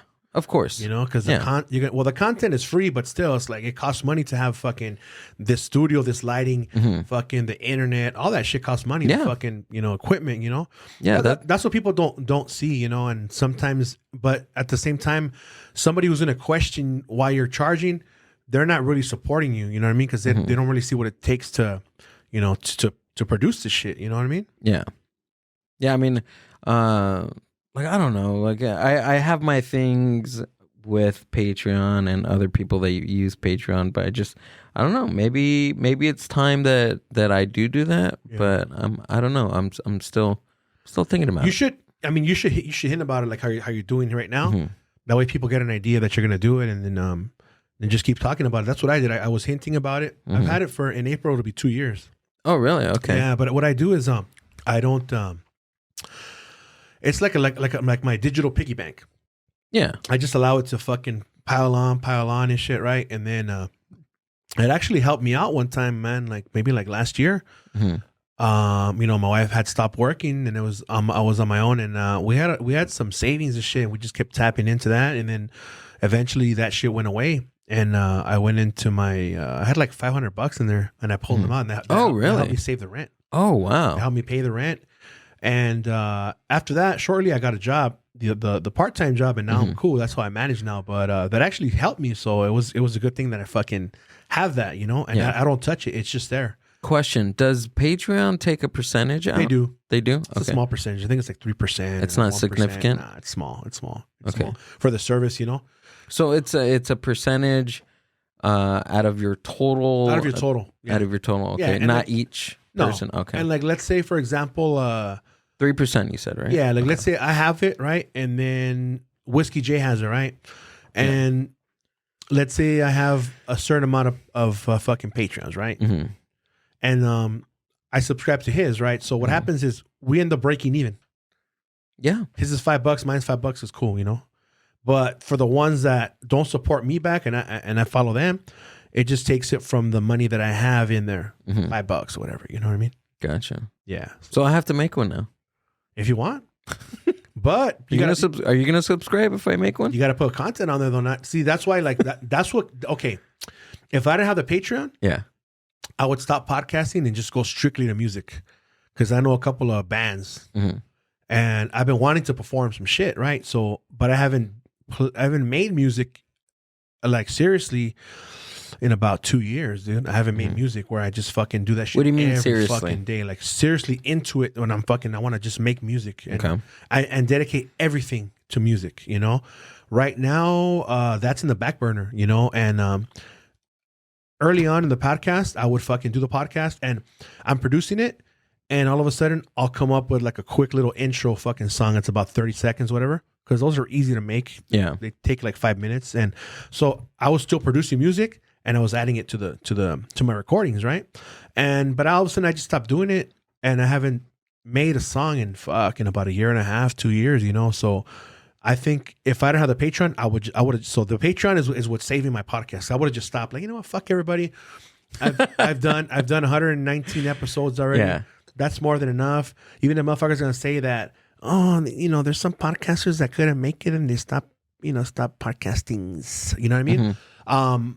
I wouldn't give a fuck because I did that already. Fuck it. Right. I did 100. Fuck it. You know what I mean? Some motherfuckers only do it and they do like 5 and they quit, whatever. Yeah. I did it, you know, through the ups and downs. And I've had other shit that went wrong in my life, and I continued. I had just lost my wife, and I bounced back from that. And I kept doing it, right? You know, and so like, yeah, I don't. To be honest, I don't really give a fuck what anybody has to say, anyways. You know what I mean? I just care about what how I feel. Mm-hmm. Like the only people I give a fuck about is my kids or my brother, my mom. You know, their opinion. But anyone else, I don't give a fuck about, man. Like, you know, it's cool to, if it's a positive thing, like what I'm saying is I care about the positive things, or like people that I'm going to let down by not doing the podcast.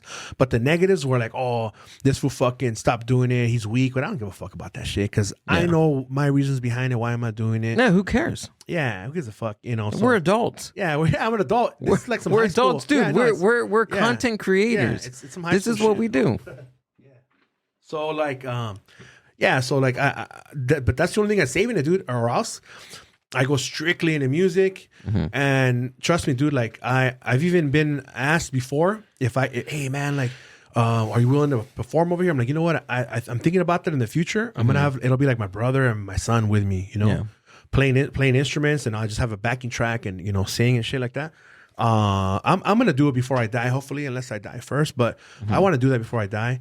And like I said, I got connections I got a couple dudes and they also that bar. It's the promoters. They asked me if I want to perform. Like, you know what? Right now I don't have anything ready. They're called it's not a bar, but it's like in Lancaster. Oh, okay. They're called Luna Negra.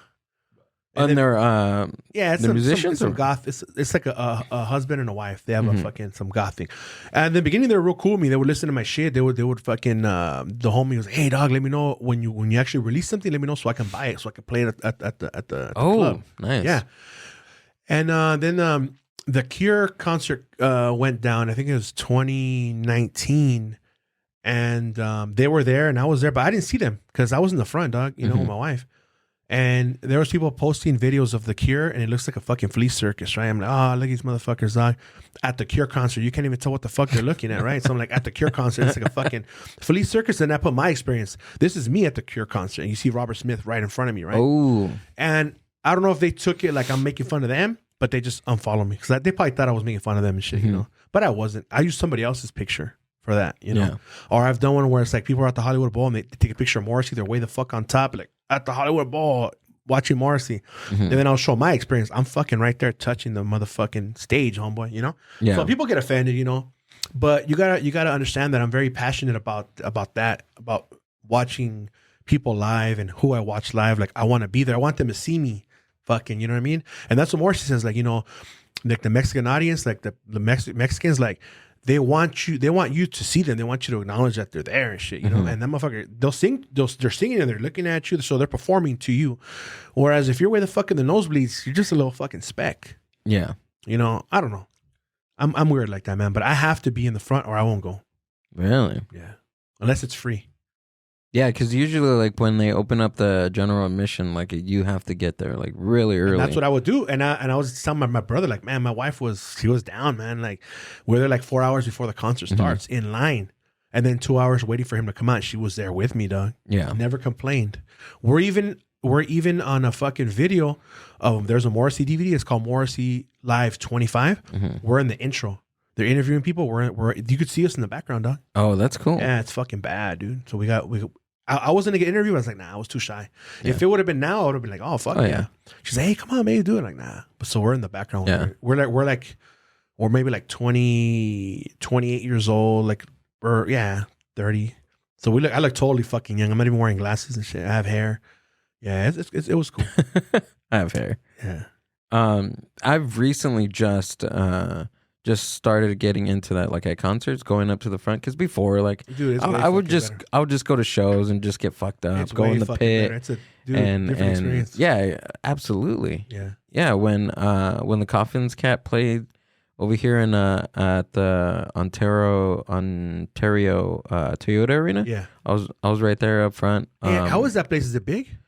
So that show was on like a patio. It wasn't inside the arena. Yeah, because I know they're not gonna fucking be in an arena. Because Morrissey played there. No, it wasn't their arena. It was like a patio part outside. The side of it. Yeah, cool. it was on it's the small. side. That's better. It was cool. I like intimate shows. I like being part of small shows instead of those big ass ones. Yeah, it was cool. And then who else? When Los Yesterdays played, when they played at the Goldfish in what city? I forgot what city. Right there on York Boulevard. Oh shit! I was right up front. Dude, there's a lot of fucking places with them too.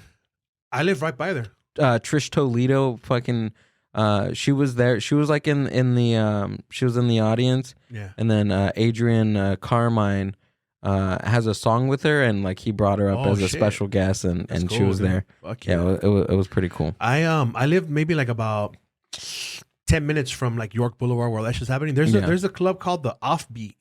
Okay. And sometimes they play like ska music and shit. So I'm gonna start doing that. Like, look at the local fucking yeah, dude. Shit, you know. Let me know because I've been getting into that. That's what I was thinking. Going back to shows, I was telling my kids, like, you know what, I'm gonna tell homie. Let's see if he wants to come down and shit. Because I want to start doing that. Because I did it before. You know, I was everywhere with my wife. We'd go to different shows and shit like that. So I want to continue doing that. Go back to shows and stuff. Yeah, might as well. That's why like that Demented or Go show in TJ. I want to go to that, but let's see what happens. Yeah, I might go from there, and then like. After that, go to Guadalajara like for a week maybe. I don't know. Oh, really? Okay. My homie's gonna go over there. Yeah. That's where my paternal father's at. I'll probably just go see what's up and talk to him real quick. I don't know. I don't know what I might do and shit. But because we're gonna go to like a neighboring town where he's at and shit. You know, I have a couple of like half brothers over there and shit. You know. Okay. In fucking Guadalajara, I'm the oldest one and shit. Out there? No, here. I'm the oldest one. Period. You know? Oh, okay. I see. Yeah. So they know you know, but they just speak Spanish and shit, so they don't. Really what do you do out there when you go? I haven't been there since 1996 or 97. I think I haven't been out there, but I know my way around there. Oh yeah. Like if you just drop me off there, I know how to survive and where to go and shit. You know, even though the city's changed a lot, I know my way around there, and I speak Spanish fluently. That's my first language, so fucking. They might just know that I'm from over here based on how I dress and my stature and shit. Oh, okay. But yeah, I know my way around there. Yeah, I'm good thing I'm taking some friends with me to TJ that know Spanish because I probably wouldn't survive over there. Yeah. I look like I know how to speak Spanish, but I really don't. I'm learning. It depends on how you dress too, though. I'm learning. Because if you wear those slip-on fucking dress shoes, you're gonna be like, what the fuck? This fool's rich. Yeah, he's from Chino. Yeah, he's from Chino Hills. And if you wear some chinos too, they're gonna be this fool's fucking rich. Hey, I'm pretty excited to see like the style of psychobilly over there, and it looks the same. Yeah, people look the same. They just act a little more aggressive and shit. They'll bump into you and they won't tell you like, oh, my bad or nothing like that. My friend was telling me, she was like, dude, like because I was telling her, I was like, hey, just find a boyfriend over there in TJ. Yeah. And she was like, dude, it's just gonna be all the psychobillies from here, from LA going to TJ. That's what happened, dude. When I went, we stayed at a hotel that's next to a. Oh, by the way, we're talking about the Demented or Go concert that's going to be in, or the Demented or Go show that's going to be in Tijuana. I think it's 13th April. And 14th, right, of April, I think, that weekend. Yeah. And when I went, when they first came down, I took my wife and kids. But my kids stayed in the hotel. But our hotel was right next to a restaurant called Tacos El Gordo. Was it in Mexico or TJ? What? Okay. In TJ. Okay. Because he can't come over here. So we went and we're eating and shit. And I was wearing a hat. I had like some fucking crazy shorts and shit. And I just looked like a dad. I didn't have my quiff up or nothing like that, right? And then there's a group of kids. They're maybe like in their 20s, and they have like, you know, because now what psychobillies do when they go bald, they just grow a heavy beard because like, I don't know. So they all had like beards. They look like bikers and shit. But I knew that they were there for Demented or Go, right? So we're eating and shit. And then after I go, hey, what's up, man? You guys here for Demented or Go? They're like, what the fuck? Like, this is what the fuck this dad knows about this fucking music. I just look like a dad, you know? I was like, normal. I'm like, yeah, man, we're here for the Demented or Go show too. Oh, cool, whatever. And then we went to our hotel because our hotel was pretty close to that. And then after we saw the concert, well, me and my wife hung out at the hotel till like 9 because we didn't want to go there early. We wanted to go right when they showed up. So we get there and boom, they hit the stage. We see them. We go home. We get home around 11. And we're kicking it there with my kids. All of a sudden, fucking, we hear Sparky. Sparky was directly across from us, but one room over. No way. Yeah, that fool didn't even party. He just went home and fucking kicked it. Really? And the next morning, when he was taking a shower and getting ready, He was bumping his music and shit. What? Yeah. So I stayed right there, but I don't want to get off and fuck with him and get an autograph or a picture. I don't want to bug him. Yeah. But yeah, dude, I guess he doesn't party. He just went home. You would think he'd fucking be out. Really? Be out fucking chicks and all that shit. Especially being in TJ, you know what I mean? He went straight to his fucking room like I did. Oh, man. Yeah. I don't want to bug him and shit. I got to find out what hotel room he's going to be in. Or what I know what hotel it is because that's the same one that they used. I know. Are they playing at the same place? Same place. At the same venue? Where they played last time was the Black Box. I don't know if that's going to be this time around, but it's called the Black Box. Oh, I think so. It's on Revolution. I think so. They have a lot of goth concerts there too, like Lebanon, Hanover, and Cellophane play there. So when they come down, I'm going to go see them for sure, dude. Fucking Lebanon, Hanover is fucking bad. They can't come over here. No, because Trump did some fucking strict fucking guidelines and shit where they can't come. Do you know why Sparky is not allowed in the U.S.? Yes, I do. They were here. I never really looked it up, but they were here in 2004, and I saw them. My daughter, I just had my baby daughter, and she was a couple of months, and they were going to be here in Almani at the Moose Lodge, and that was his birthday. Oh, I remember that. My wife was cool as fuck, man. She said, "Oh yeah, go ahead and go." She wanted to go, but she couldn't. She had her newborn. Yeah. So I went, dude. And I saw him, and it was on his birthday and shit. It was a cool fucking show. But that tour, that was the last time he was here. What happened was he was in Florida somewhere, and he was wearing a fucking purple dress. He had like a little tutu skirt. And he was wearing some silver cowboy boots and his quiff and shit, right? And he saw a chick, what he thought was a chick, and he grabbed her ass or pinched her ass. Turns out she was a minor. So he got arrested and booked, so he can't come because of that. Really? Yeah. So it was like, of course, I mean that I'm not trying to minimize like what he did or anything, but I heard that it was more than that he actually had intercourse with a minor. I never heard of that. No? I never heard of that. No, I just heard he smacked her and that was it. Really? Yeah. Dang. And so he actually got arrested because I think if it was an intercourse, he would have served some time. He got arrested and deported. Yeah. Because if it would have been intercourse, he would have been here for a long time. Oh, absolutely. He would have been in prison, right? Yeah. See? So I didn't hear that part. I just heard he smacked her. He didn't know. Okay. And he smacked her and shit. Because if it was that, the chick's not going to say anything. The little girl's not going to say anything. He's going to fucking take off. Right. I'm sure that happens all the time, dog. Oh, yeah. Punk bands and shit like that. These little girls are groupies and shit. Yeah. It happens. It's fucked up. I'm not. But that's the reality of it. That's what happens. That's what happens. Yeah. So that's why he's not. Yeah, like fucking Lars Fredriksson, that fool can have any fucking chick he wants that goes to a show, right? But I guess there's a song where he goes to Japan and he gets fucking $1,000 whores and shit. He says it in a song. Really? Yeah, Japan $1,000 whores. 1,000 yen or 1,000 US dollars? $1,000 whores, dog. Okay. In Japan, yeah. And he talks about being with whores and shit like that. It's just, I guess, just for the thrill of it. It's a $500 whore now because the US dollar, yeah. But yeah, Lars Fredriksson and the Bastards, he has his 2 CDs. Those are fucking bad, dog. Yeah. You should check them out. Yeah, who's this? Lars Fredriksson. He's the drummer from lead guitarist for Rancid. Oh, I don't like Metallica. You don't like Metallica? No. The only CD that's okay is that fucking the black one. Okay. The one that has fucking Enter Sandman and shit. That's okay. But I don't like them, man. They're a total joke, and I think anybody who likes total joke. Yeah, anybody who likes that music, it's like What about Master of Puppets? Nah, I don't like that shit. That album, really? Nah, it's too generic, man. Too generic. It's like I don't like it. I think anything after the Black Album sucks because that's when they fucking sold out and they went GQ. They cut their hair off and all that shit. You can't bounce back from that, dude. You can't bounce back from that. So it was the dude from Rancid then. The dude from Rancid, he's a lead guitarist, Lars Fredriksson. Rancid came out. They used to be Operation Ivy. They broke up. So the bassist and the guitarist came together. They made Rancid. Wait, hold on. Say that again? Operation Ivy was a band. Right. And I remember listening to them. The bassist and the guitarist got together and made another band. They broke up. Oh, Rancid. Really? Rancid, right? They came out with the first CD. It's self-titled. And then Lars Fredriksson, they offered him to be in Rancid. And Lars Fredriksson's older brother, rest in peace, told him, hey, you better fucking join the band. I'm going to fuck you up. So he joined the band. So when he joined, fucking totally different. He came out on Let's Go. Let's go. And so like you have him singing and shit, and then fucking Tim singing. So that album is fucking good, man, because that's his debut when he came out. That was fucking bad, dude. So Lars is he's the guitar. He's the lead guitarist for Rancid. And then Tim Armstrong is the rhythm guitar. And the singer? Because I know they switch off. Because I know Rancid by Tim Armstrong, not by Lars. No, Lars sings a lot of songs, and so does Matt Freeman, the bassist. They switch off, but Tim, he pretty much just has the guitar. He has it hanging down. He just fucking do one strum and shit like that. He's a good guitar player, but he just has it one or two little strums or a solo real quick. Yeah. He's a big fan of Joe Strummer. Big fan. You could tell in the way he sings too.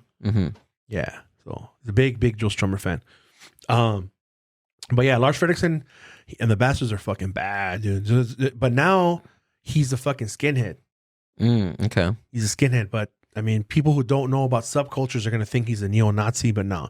A skinhead is just working class blue collar fucking That's what it is. There's Mexican skinheads too. There's black skinheads.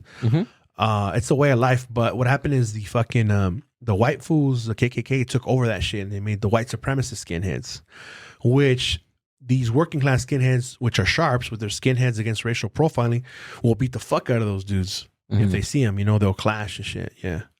So it's different. It's a lot, but people think bad things about things they don't know about. You know what I mean? You're like, oh fuck, it's a skinhead. You automatically think it's something bad. But yeah, dude. So he's a skinhead now, and he has a band called the Casuals. So casual. Yeah, they're called the Casuals. The Casuals. Old Firm Casuals. Old Firm Casuals. Old Firm. Old Firm. Yeah, and a firm is like a fucking football gang, football club, soccer. Gotcha. Firms and shit. Yeah, but yeah, and that music sounds kind of like '60s fucking like skinhead oi. So it's pretty cool. Something like Rocksteady. No, it's oi. It's like more almost like punk rock. Punk rock. Yeah, but more like fucking everyone's singing along and shit. You ever see that movie This Is England? Fuck yeah, that's one of my favorite movies. Great movie, dude. Fuck yeah, great movie. This is England. This is England, and this is England. Are you consider yourself Jamaican or English? Yeah, right? And he's all fucking scared. He's like English. Yeah, that movie's good, and so is Green Street Hooligans. Green Street Hooligans. So anybody fucking listening right now, after you're done with these 3 or 4 hours that you're gonna fucking watch, go buy. You're gonna want to buy some Foster's beer or some fucking German beer or something from actually Europe. Foster's is Australian, so maybe not. That's good though, because that's what they drink there too. They drink Foster's, so I'm saying Foster's. But you want to watch This Is England and Green Street Hooligans and buy plenty of beer and kick it because you're gonna want to stop it and go get some beer. But those two fucking, and the last one would be Romper Stomper. That shit's fucking bad, dog. Those movies right there. You have a good ass evening and you'll stay in and watch those fucking movies. And that'd be good if you watch all three. It's like, dude, every single movie's fucking good. Yeah. But Romper Stomper's a little more violent because it's fools from, I don't know if they're in Australia. They're against the Vietnamese dudes. So these are skinheads from fucking Australia. And they fuck up the fucking Vietnamese. Really? But the Vietnamese dudes fuck them up too. It's a good fucking movie, dude. Romper Stomper. That fool from Gladiator comes out. Okay. It's fucking bad, dog. Romper Stomper, This Is England, and Green Street Hooligans. I have to go back and watch. Later I have to go back and watch Green Street Hooligans. You haven't seen that one? I haven't seen that one. It's fucking bad. Is it good? It's fucking good, dude. Yeah. That's before the guy from Sons of Anarchy was famous.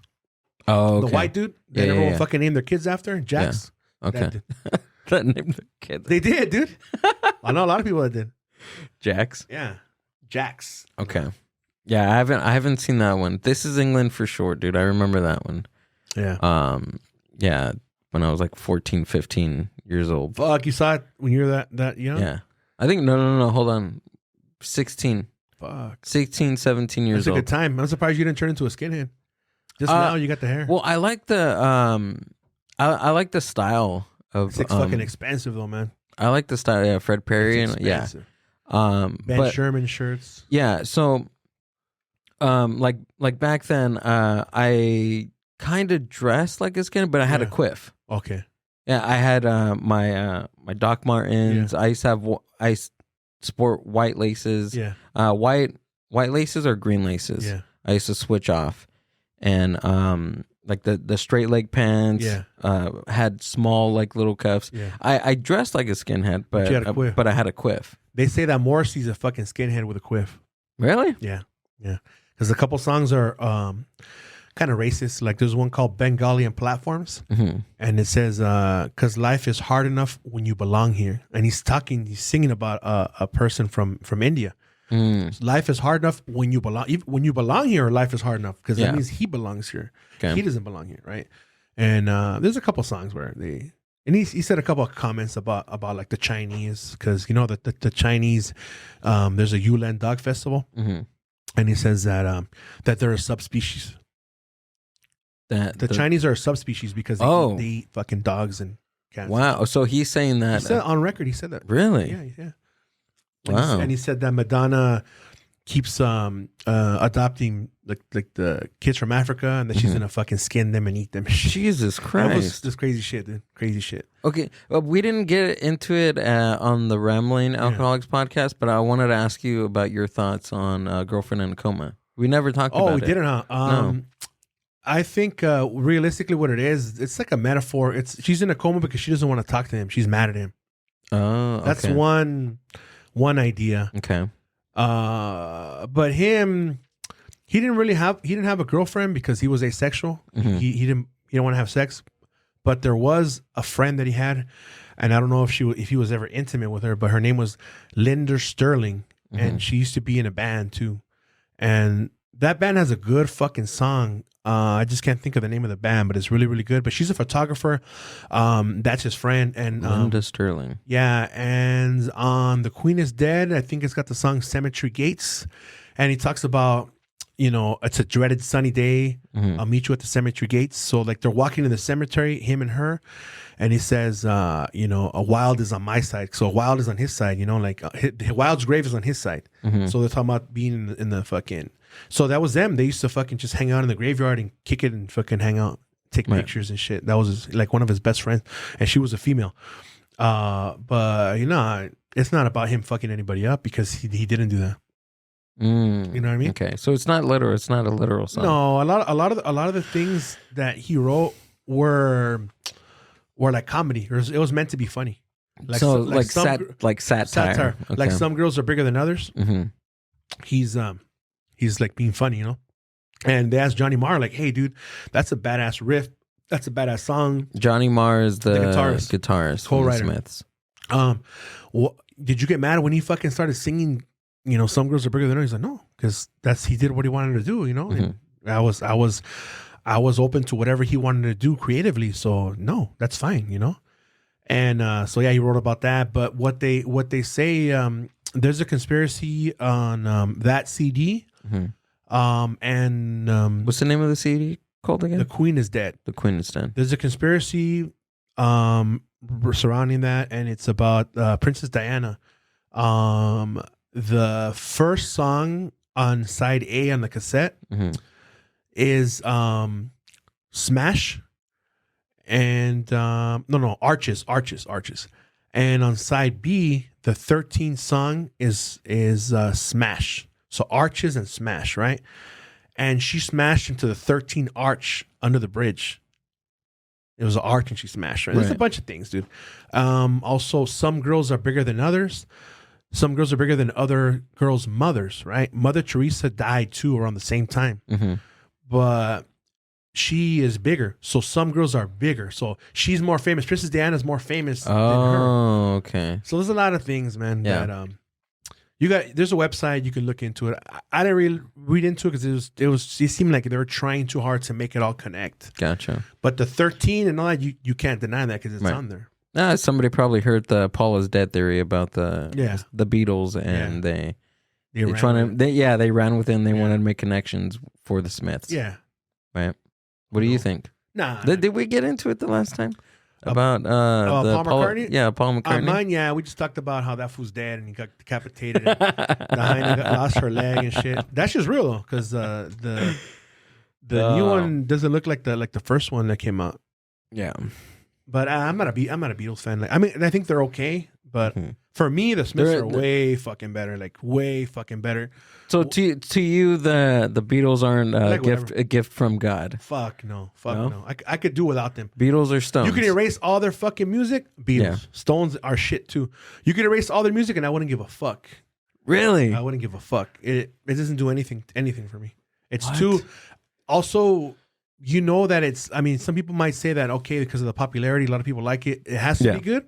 No, it's all that shit is. You like it subliminally because they worked with a lot. They worked with a lot of Aleister Crowley's teachings, so you're gonna like it because you're programmed to like that music. Wait, hold on. You didn't know that? No. Okay. Aleister Crowley, he taught all that black magic and shit. There's a movie, right? I haven't seen it that you were telling me about. I haven't seen him. I've seen a documentary on him. Yeah, there's a documentary about him. But the Beatles, Michael Jackson, a lot of your favorite artists love that fool, right? And they follow his teachings and shit. So they use a lot of subliminal shit in their fucking songs. Like the Beatles were the first ones to use backmasking in their songs. Yeah, yeah. George Harrison, he was the one that started doing Zeppelin, that. The Revolver album. The guitarist from Led Zeppelin, he fucking he was all into the occult and shit, dude. He purchased Robert Plant purchased fucking Aleister Crowley's house. Did he? In Loch Ness. Yes. Yeah. And there's a portal to hell. Because that fool, in the beginning, Aleister Crowley didn't know how to fuck with the how to bring forth these fucking spiritual demons and shit. He didn't know how to do it at first, so he made a mistake and he fucked up. But it was his wife that actually did see something, and she was actually better at it because she was there with him. She actually saw something like there was something that he would call an entity that he would call on and shit. Really? But every single woman that was with Aleister Crowley ended up going to the fucking mental hospital and died. He was probably just a terrible person. Oh, he was. But he also tapped into that demonic, satanic shit, which you don't believe in, but it's not even, it's old, man. It has to do with a lot of Egyptian shit. Yeah. So I was thinking about your question the other day where you asked me about Satan. Yeah. And then talking to another friend of mine that she is an atheist, but she recently did psychedelic mushrooms. Yeah. And her friend asked her because she had like this weird experience with spirits and stuff. And her friend asked her like, okay, you being an atheist, you doing magic mushrooms and experiencing this, like, how do you feel now after that? Yeah. And when her and I were talking about it, and I was like, you know what, she makes a great point because, like, an atheist makes their points based on science, and experience. Now, maybe not experience because lots of people can experience different things. Yeah. But I mean, I've experienced some weird stuff on psychedelic mushrooms, and I don't know, like maybe, and I always go back to like me thinking like I'm just high. I'm high on mushrooms. The psilocybin is doing something to my brain cells for me to hallucinate and see these different things. However, I don't know. Like it's you know what it really is, though? What it really is, and I've experienced this with marijuana. When it's like a certain strain, you get to like see things in your mind that you wouldn't see before, and even like you get like people can communicate with you telepathically. And I think with the whole mushroom experience, whatever it is that goes on with that, I think what happens is you are able to tap into another dimension because when you're not under the influence, you're not using all of your brain. Right. And so when you use those type of drugs, they allow you to use your brain and tap into like another dimension. So I'm thinking that you're seeing things that are in a different dimension that we can't see. Yeah. There's a lot of beings that are around us, but we can't see them. Yeah. But babies can see them, and so can animals. Absolutely. Babies can see them because they don't have the ability to communicate with us. And I think that's why they have that ability. And then once they're able to communicate, then it goes away. Yeah. But for some people, that ability never goes away. And they're adults, they're teenagers, and they're able to see shit all the time. Yeah, so I can't now like thinking about it, like I can't throw away that I can't throw around that atheist. Like I can't consider myself an atheist. What are you going to be, agnostic? No, I'm not. Why do I have to label? Like, why do we have to label? Because as a belief? I think because you have to, because people are going to ask you, they're going to be curious, so there has to be. I'm a psychonaut. I'll just tell them I'm a psychonaut. Yeah, they're going to tell you, well, what is that shit? Well, I take psychedelics. No, but we're religion. They're going to say, okay, well, do you believe in God? Do you believe in the devil? Right. What do you worship? You know, they're going to ask you. I don't have to worship anything. Then just say, no, I don't believe in anything, which means you're atheist. I believe in coffee. No, but they're asking you what your I believe in magic mushrooms. Or what do you believe? So, because you believe in the Big Bang, right? But I do believe that there was a person named Jesus, and I believe, like, the Bible. Yeah, of course. Like there was that story. That it could have been that story, historical or not. Like, do I believe everything in the Bible? Yeah. No. Okay. I mean, do I believe some stories in there that actually happened? Yeah. You know, thousands of years ago, possibly. Yeah. Right. But it's not to say like I'm Christian. Okay, this is a deep ass question, dude. I'm not Catholic. It's a deep ass question, and this is what I believe. This is what I believe occurs when you're dealt with like a fucking hard fucking blow, loss of loved ones, right? Right. So prior to your parents passing away, did you believe in God? In Jesus? Were you spiritual, or you've never have been? Oh, absolutely. Okay. Yeah. I grew up in the church, dude. Okay. What I feel happens a lot. It happens a lot, and rightfully so, is that whenever we experience traumatic events like losing a loved one, you easily can say, you know what? Why did God allow this to happen? And a lot of times, what happens is people lose their faith in God, or they say like, you know, why are kids being killed? Why are kids dying of starvation and stuff like that? And so, you think like, why would a God allow that to happen, right? And then, so since this tragic event happened to you, you turn away from God, and that's usually what happens. Do you think that's what happened to you? No, because I was heavily involved in the church after my mom died. Oh, okay. For years and years and years. I just kind of like I just fell off of it because no, it was Christian. It was a Christian church. It's totally different from a Catholic. Catholic church. I was heavily involved, dude. Like I went to church 3 times a week. Okay, when you went and you would worship, I don't know if this happens to everybody. It's happened to me, but you got to be open, right? And you got to be open and not care what anybody says. Let's say you know there's a prompts and you're singing and you're just into it and you're listening to the Word of God. Did you ever feel like some warmth come into you, like peace come into you? Did you ever experience that? Yeah, I mean, well, they would call that the Holy Ghost, right? Did you ever feel the that? Holy Spirit? Yeah, of course. Okay, I have before. I've never felt that in a Catholic church, in the Catholic Mass. Never, ever. But dude, I experienced that. What do you attribute that to? Just experience that sensation. Holy Ghost. Since you don't believe in God, what is it now scientifically? What is it to you? What does it mean to you now?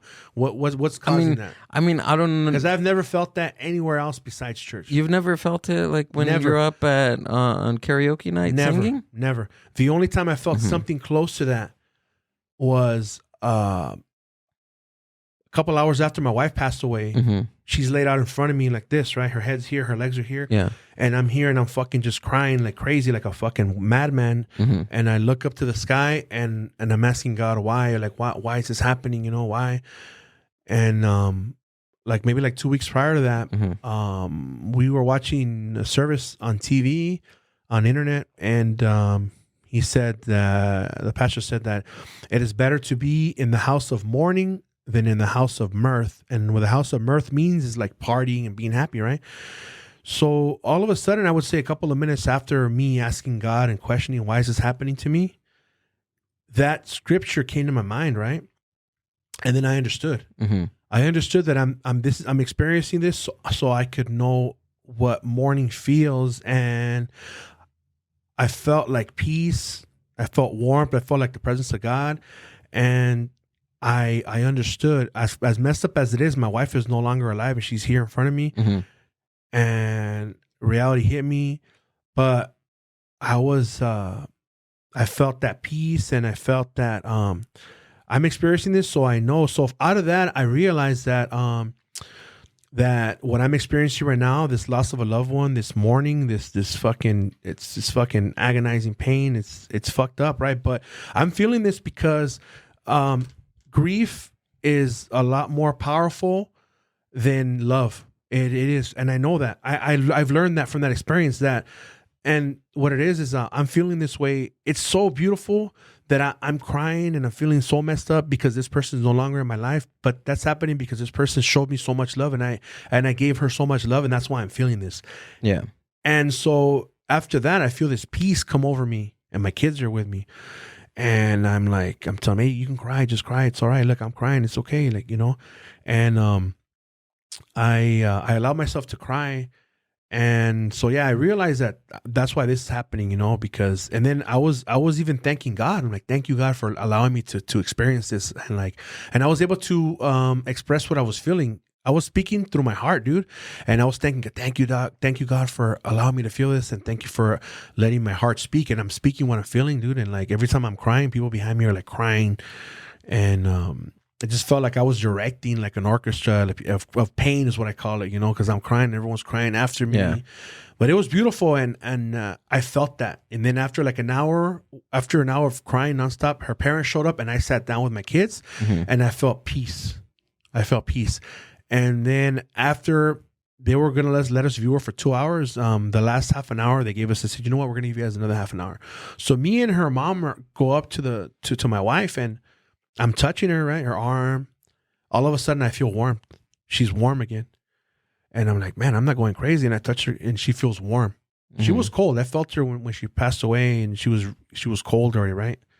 And then when I went back up and I was touching her, she was warm. And then her mom touched her, and her mom says, yeah, she feels warm too. So I kind of felt like she went back in there again real quick. So me and her mom, it was crazy. I never experienced nothing like that. My dad had died in December. When we showed up, he was already cold, and I closed his eyes and stuff, and he didn't change temperature like that, but she changed temperature, dude. Wow. And I wasn't going crazy because her mom, her mom reassured me that, yeah, she was in there real quick, and after a while, then she went away from that. But yeah, dude, that's the last time I felt an experience like that, where it's like I feel like this warmth and peace, know, and so I know it's not something that I can. It's not a state that I can put myself into. It's something that because of what's happening in that moment, that entered me. You know what I mean? That peace where I was able to experience that feeling. But it's not something that I could just hear or at a concert experience. And like I mentioned, I'm a big Morrissey fan, dude. And even the first time that I saw him, I didn't feel that.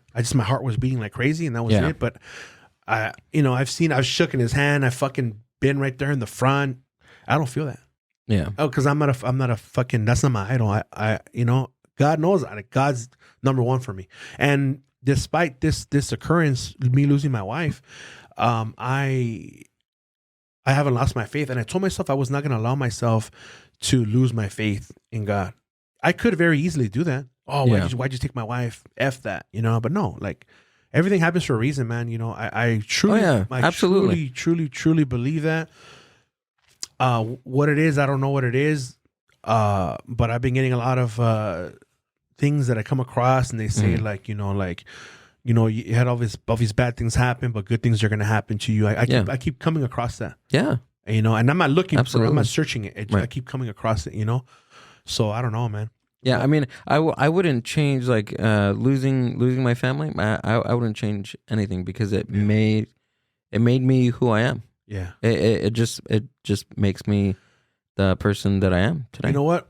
That reminds me of a point that I said. I'm moving around like I got worms on my ass or ants on my ass, but that I realized that I told her family. I told them, I said, look, if I had the chance to go back in time and I had the choice to be with her, knowing that this was going to happen, I would do it 100 times. Because the time that I was with her, although it seems like a lot of time, it was a short amount of time. It was 23 years of being with her, actually. 21 married, right? It was so fucking beautiful. It was the best time of my fucking life. It was fucking a dream, you know, like it was beautiful. Like, you know, like I would not fucking change it. Even though knowing that I was going to feel this pain and grief and life was going to suck afterwards, I would still fucking do it again. Even if I knew that this was going to happen, I would still fucking do it 100 times. I told him, you know? So many people wouldn't do that. They know that this is going to happen. They don't want to feel this shit. I didn't want to feel this. You know, secretly, I wanted to fucking go first. I even told her, and there's an episode where I said, no, I'm going to die first. She's like, hey, you may never know. I might go before you. And she says that shit, dog. And I heard it back. I was like, damn it. You know, surprisingly, hearing her on my podcast brings me a lot of joy. You would think it makes me sad. It fucking makes me happy. I bet, dude. You know? I bet. I can hear her laugh. And that is so cool. That I'm telling you, that's a great, that is awesome that you get to go back and listen to I just go back, and all the ones that have her on it, I put hearts on them so I can find them really easily. And dude, it's fucking beautiful. I can hear her laugh, and it's fucking That's cool. awesome, man. It makes me happy. Yeah. You know, instead of being sad, it's like, fuck yeah. It makes me happy. But if I listen to music, damn, that shit, music fucking bring out the sadness in me. So I try to avoid music that she listened to, or music that helped me express all this fucking sadness. I try not to. I'm not running away from it. It's just that if I allow myself to be in that place, I won't be able to function. I won't be able to work.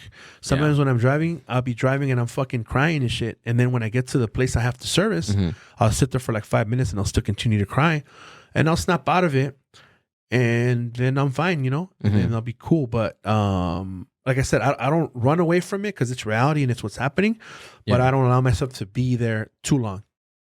Absolutely. You know what I mean? Because then I won't function, dude. Because I'm so passionate about everything that I do is like, make sure I do my best at it. And I'm very passionate about every fucking thing that I do. So even when I cry, I want to feel these things, you know, I wanted to feel everything, like the fucking, all the hurt, I want to experience everything. I don't want to fucking shy away from it because this is fucking reality, you know, and some people shy away from it, or they don't want to cry and they're afraid of crying, and then it eats them up for years because they were never able to express all this fucking sadness, and it stays buried somewhere in their heart, you know?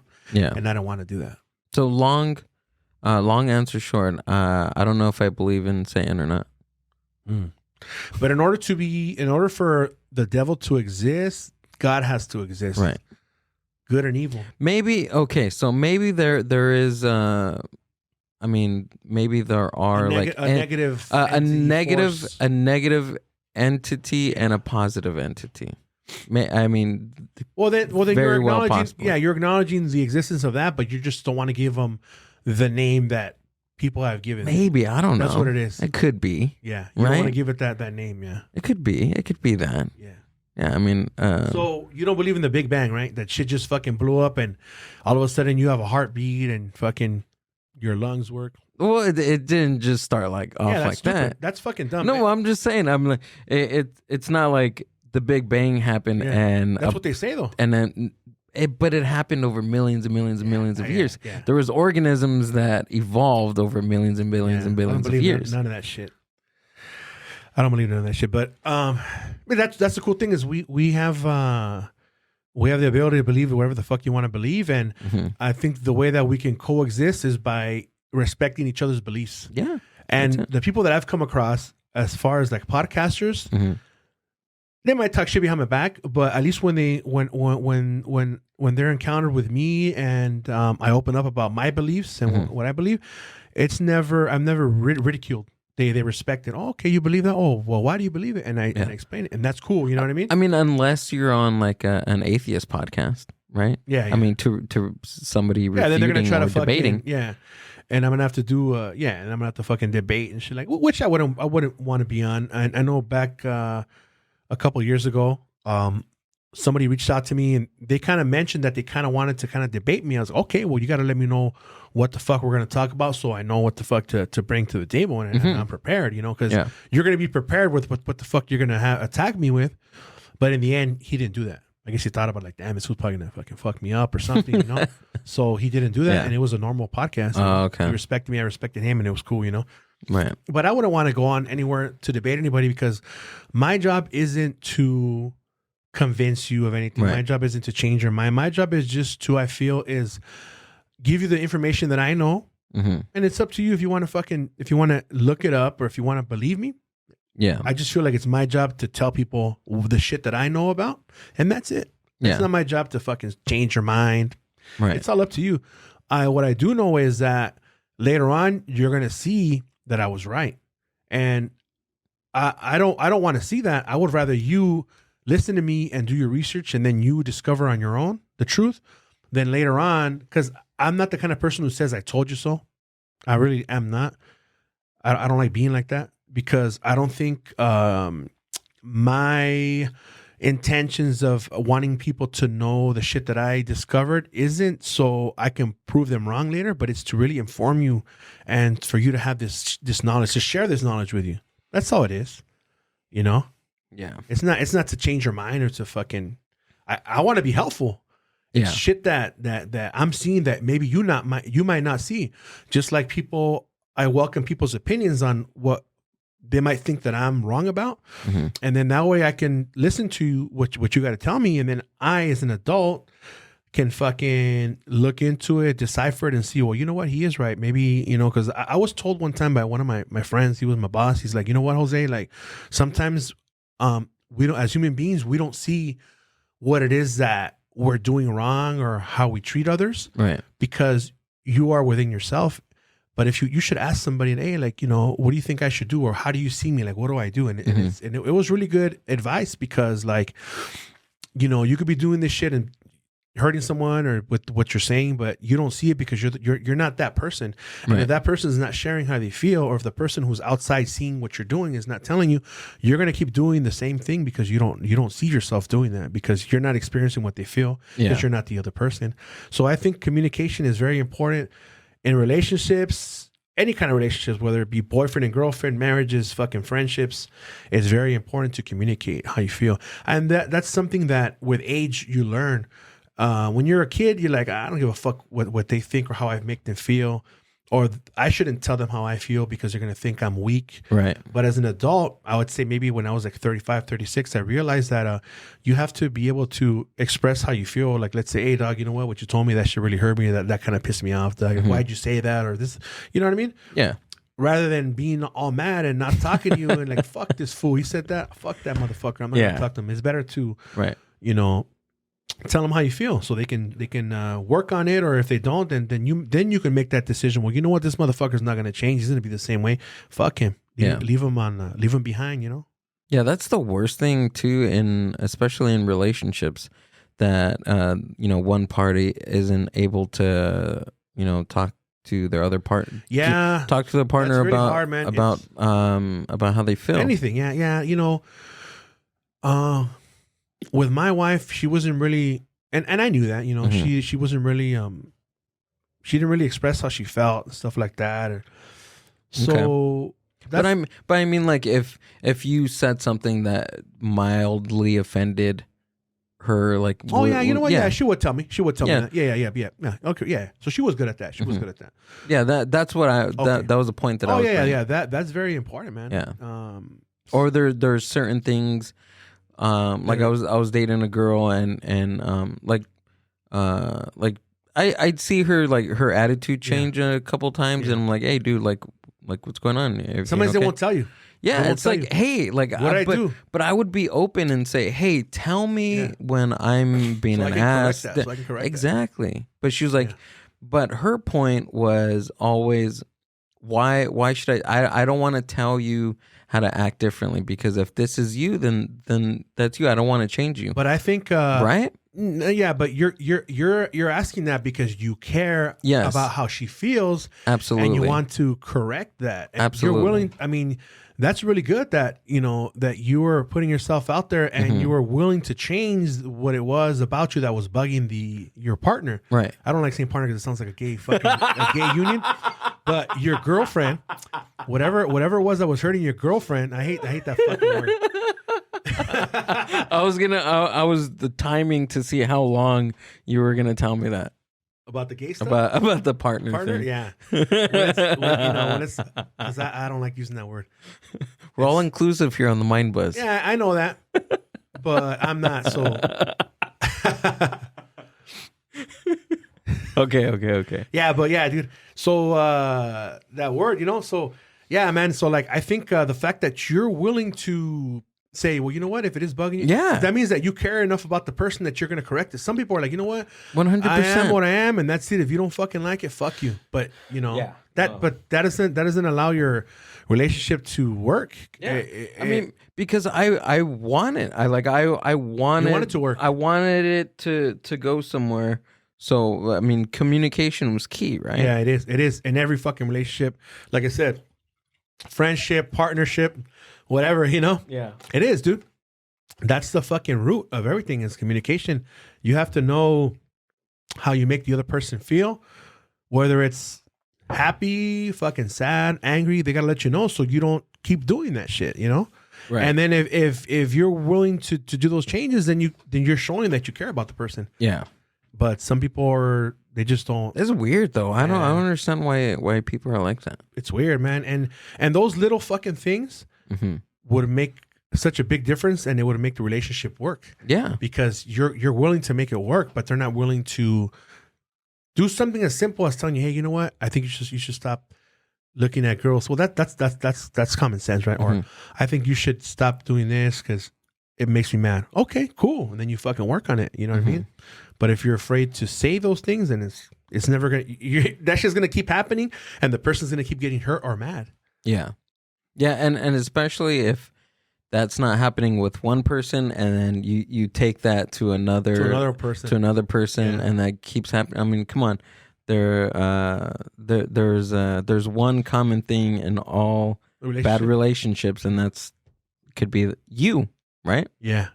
That's one thing that I look at is nowadays with this whole like bad bitch women empowerment thing, is that a lot of them will say, oh, there's no good men, all men are bad and they're dogs and shit like that. And okay, have you ever stopped and thought to look in the mirror and analyze yourself? I mean, they all can be bad. You know what I mean? Like you have 3 different babies from 3 different men. You gotta stop and think like, fuck, maybe I'm the fucking problem. You know what I mean? Yeah. But people are not willing to do that. I mean, I'm willing to do that. Like, what is it that I'm doing wrong? To correct it, because I mean, then you're gonna end up, especially for women, it sucks because they end up with kids. For us, like, oh fuck it, But if you're a man and you do care about your kids, you're gonna be there for your kids, and you're not gonna want that to happen. You know what I mean? But for women, it's a lot more difficult. Because they can become impregnated. And a lot of times they don't have the abortions because morally they're against it, or maybe they're gonna get some money from, or maybe they might think that the dude's gonna stay with them and shit. But if you tried it twice already, the third time is not the charm. You know what I mean? You're playing with you're playing with a life, with a living being that's gonna have to deal with this bullshit of having different men coming into their lives. But with men, the problem that men have, a lot of men don't want to fucking settle down with a woman. They want to keep partying and shit. But that shit gets old, man. You know what I mean? And I'm sure a lot of men miss out on a lot of opportunities where they could have had a meaningful relationship, a special relationship, but because they want to continue to be his fucking party animal and they think that they're going to be young forever, they missed out on so many opportunities, dude. Yeah. You know what I mean? And you don't want to do that shit, man, because you might fucking miss the one that was your soulmate and the one that was meant to be for you, and you end up with a piece of shit chick. Yeah, but I think fucking hole or something. Right. But I think that's just I mean, that's the risk you take, right? Like on in whatever you want to do. It's a risk that you don't have to take, because if you analyze yourself which is a really great movie, by the way, analyze this. If you analyze yourself or ask people for their opinion, then you would nip the problem in the bud, like they say, right? And you would fix it, and things would go good. Yeah. And it's all a matter of wanting to do that. If you don't want to fucking fix yourself, you're gonna continue to keep doing the same fucking mistakes, dude. Yeah, but I think if you're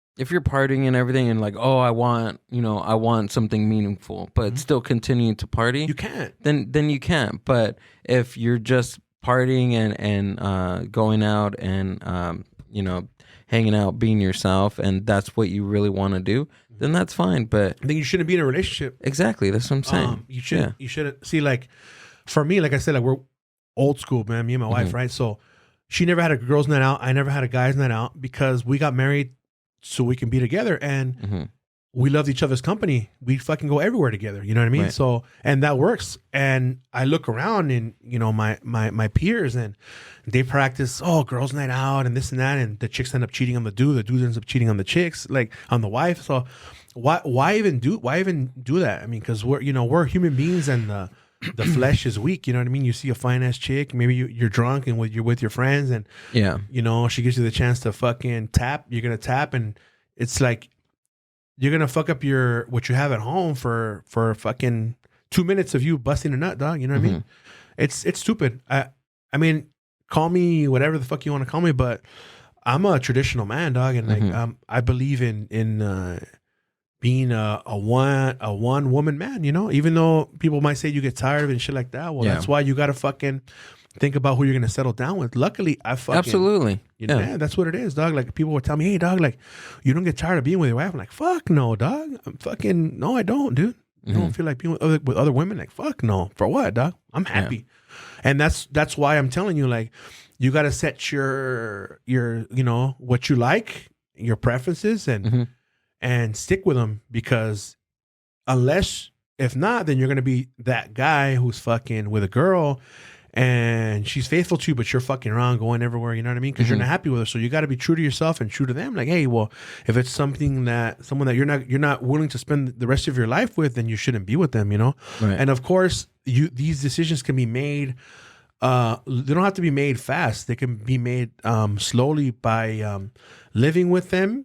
That could be a start, or just going out with them so much that you actually get to know how they really are. Because one thing is dating, but once you live together, it's totally different, dog. Absolutely. They get to see that you leave your fucking underwears in the fucking restroom, or that you clip your fucking toenails by the couch. Little things that you know what I mean? Shit that you wouldn't normally do, because it's gonna turn them off. You know what I mean? Yeah. Like in the beginning, I would take a shower every fucking day, dog. Every fucking day. Yeah. And sometimes I didn't have time because I'd be working. You know what I mean? But every day, I wouldn't take my shirt off in front of my wife. And after you're like, fuck it, dog, I take it off. She didn't care. I'd just be in my underwear, and my boxers and shit. But at first, you're not comfortable. But it takes that time. How long did you guys date before you guys started farting in front of each other? Because that's a big one. I would say maybe like 2 years. Once we started living together, because man, my farts are nasty, dog, You're like, damn, I can't hold these, but dude. After a while, 2 years of holding it, I can't do that. After anymore. A while, she got used to it, but I felt bad. I tried not to. I'd go in the restroom and take a fart. Go somewhere else. Yeah, because I know that it was bad, Or if I would take a shit, I'd be like, hey, no, wait, don't go in there. Yeah. She's like, she got used to it, Yeah. Because I would even get dudes like, oh man, dude, what the fuck did you eat? But everyone's shit smells, but motherfuckers exaggerate. You know what I mean? Yeah. But yeah, when you can fart in front of each other and fucking floss in front of each other and just be vulnerable, that's when you got something. Vulnerable. There we go. Yeah, that's the key. I was very vulnerable to her, and I expressed to her a lot of things, a lot of feelings that I had. I would cry in front of my wife, all that shit. But there's people that say, they try to be this thing that they aren't, like that they cry and that they're emotional and shit like that. And just for the likes or for the fucking, so people can feel sorry for them. But no, like this is how I am. As a man, you're not supposed to be emotional, but I'm very fucking emotional.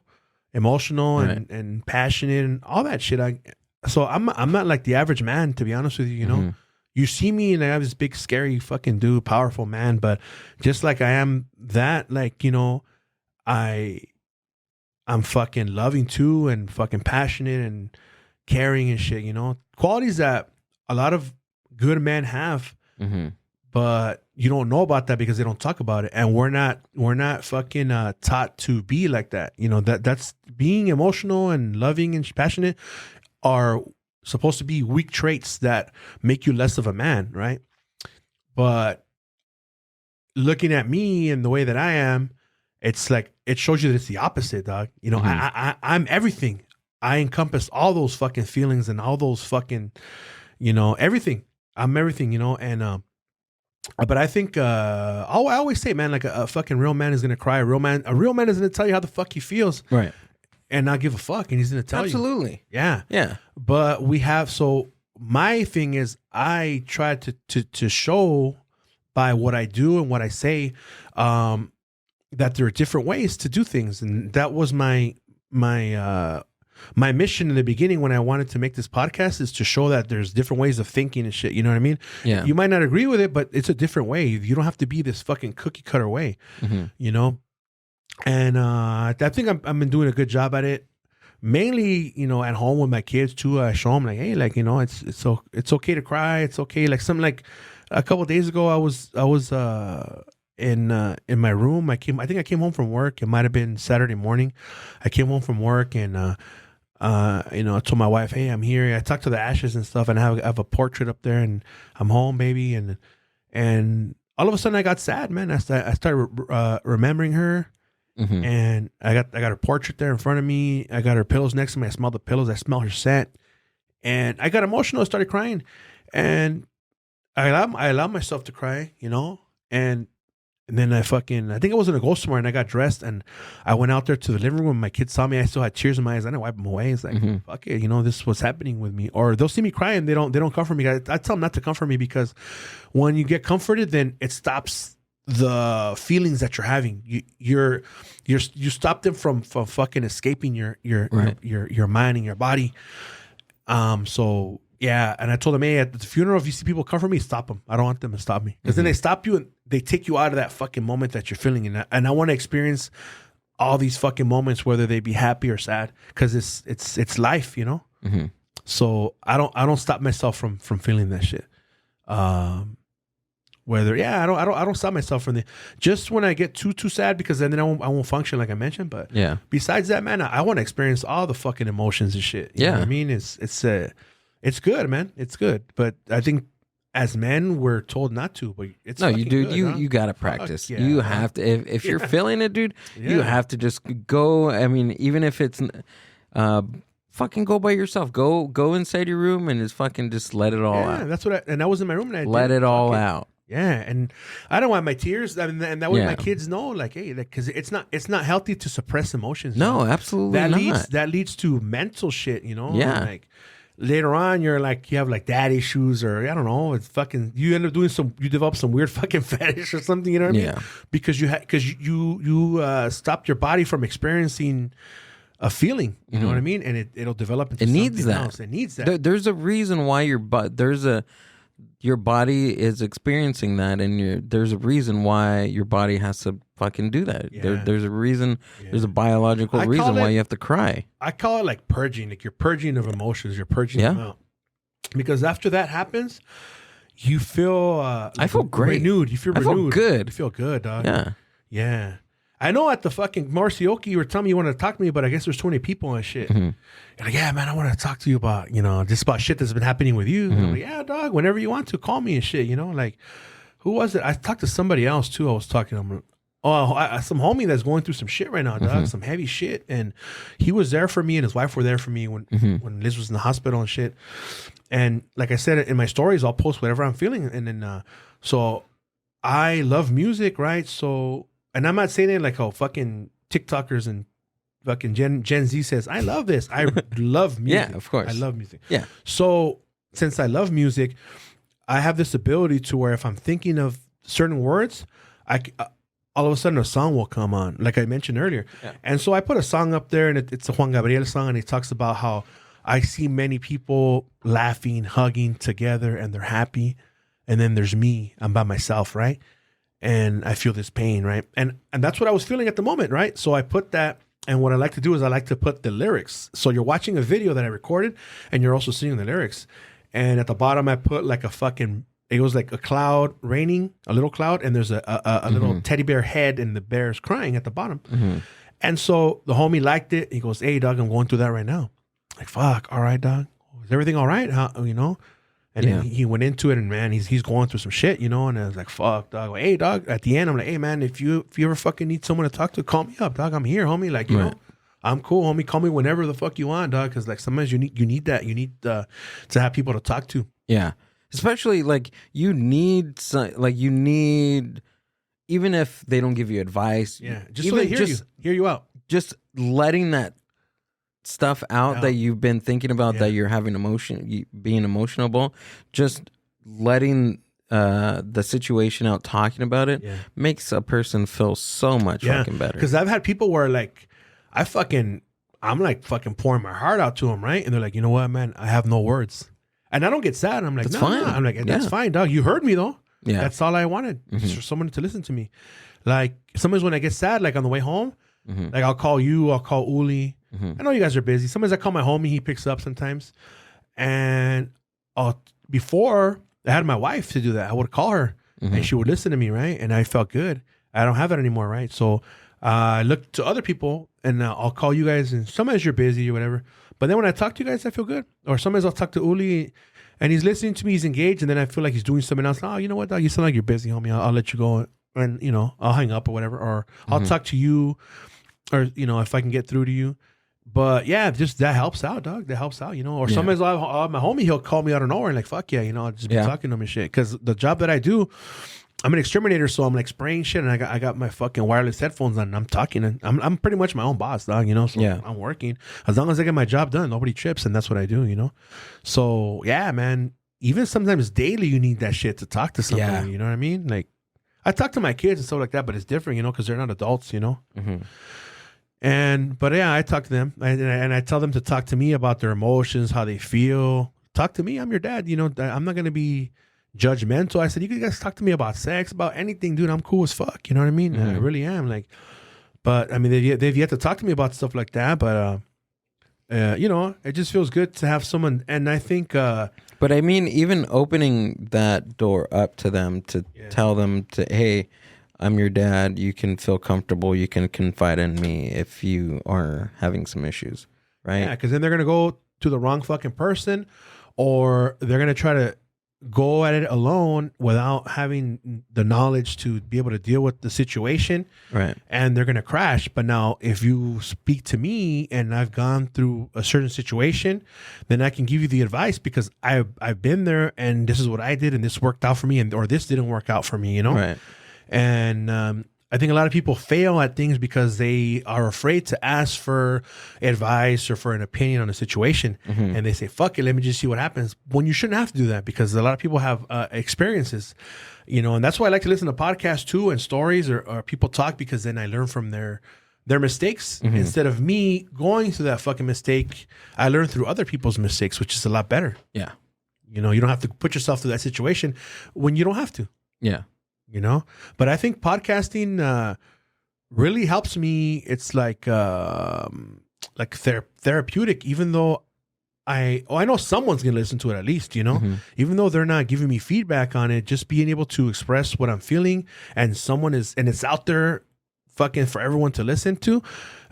That shit's fucking good, man. I feel good about it. I feel really good because I'm expressing myself, you know, and that's why I keep doing it. And my wife, you know, she understood that. And I had her on the 100th episode because I wanted her to be on there. And she came out, and she was in pain, and she still fucking came out. And she was like towards the end of the episode, and she talked to everybody, and she was saying, you know, I'm proud of you, you know, like I didn't think that you were going to keep going, or something like that. That, you know, I'm happy that you kept going, and I know that this helps you. Like, this helps you. So I'm happy that you found this and you're doing it. So, you know, I got my wife's blessing. A lot of people their wives or even their girlfriends are against it. Yeah, that's so weird. It's weird because it takes away from them, you know? And my wife could have easily said, nope, I don't like it. And I would have been okay because she met me not doing this. I started doing this afterwards. Now her thing was like, you know what? Fuck it. If I met you and you were already doing certain things, then I have to accept them because they come with. That's how I met you. That's how I met you, right? So a lot of times there be women that know guys that do this and they meet them doing it and they get upset. Like, you knew that this is what I did and this takes up some of my time. So you have to respect that this is what I do. This is how I unwind. This helps me mentally, you know? But I brought that to the table and she understood it. She saw how I acted afterwards when I would do this. I would feel good, you know? And she was supportive 100%. Even though deep down inside, I felt like I took time away from my family, that hour, the 3 hours that you leave, you know? But she was cool with it, dude. You know, and she trusted me because I could have fucking easily gone somewhere, you know what I mean? If I was that kind of a man, but I'm not that kind of a man. And so, yeah, dude, to me, it fucking helps. It helps so much, dude. It helps so much. And watching them too. But they have to be interesting. I give podcasts a chance, you know, and there's some that I listen to that they're so fucking bad that they're good. They're entertaining. I'm serious, dog. Like, I can't, dude. I can't. Okay. Like if something's like really bad, like I just can't. I can't. Okay. I can't. I try. Well, this is bad audio, bad grammar, bad everything, and I still listen to it because it's entertaining. You know what I mean?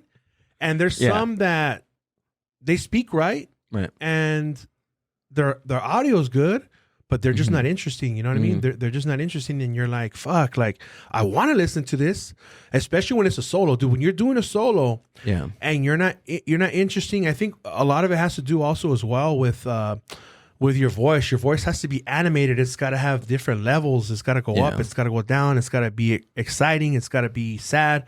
So some people just are monotone, right? And when you're monotone, you're not captivating. You're not engaging your audience. You know what I mean? See, and I think that's where I found myself when I did one episode was just me, and it was bad. Like I couldn't. Monotone. It was monotone. I can't do it. I think it's just not even. And maybe I should take that out of my vocabulary because I maybe I could do it, but I didn't put the time and effort and the practice into it. Okay.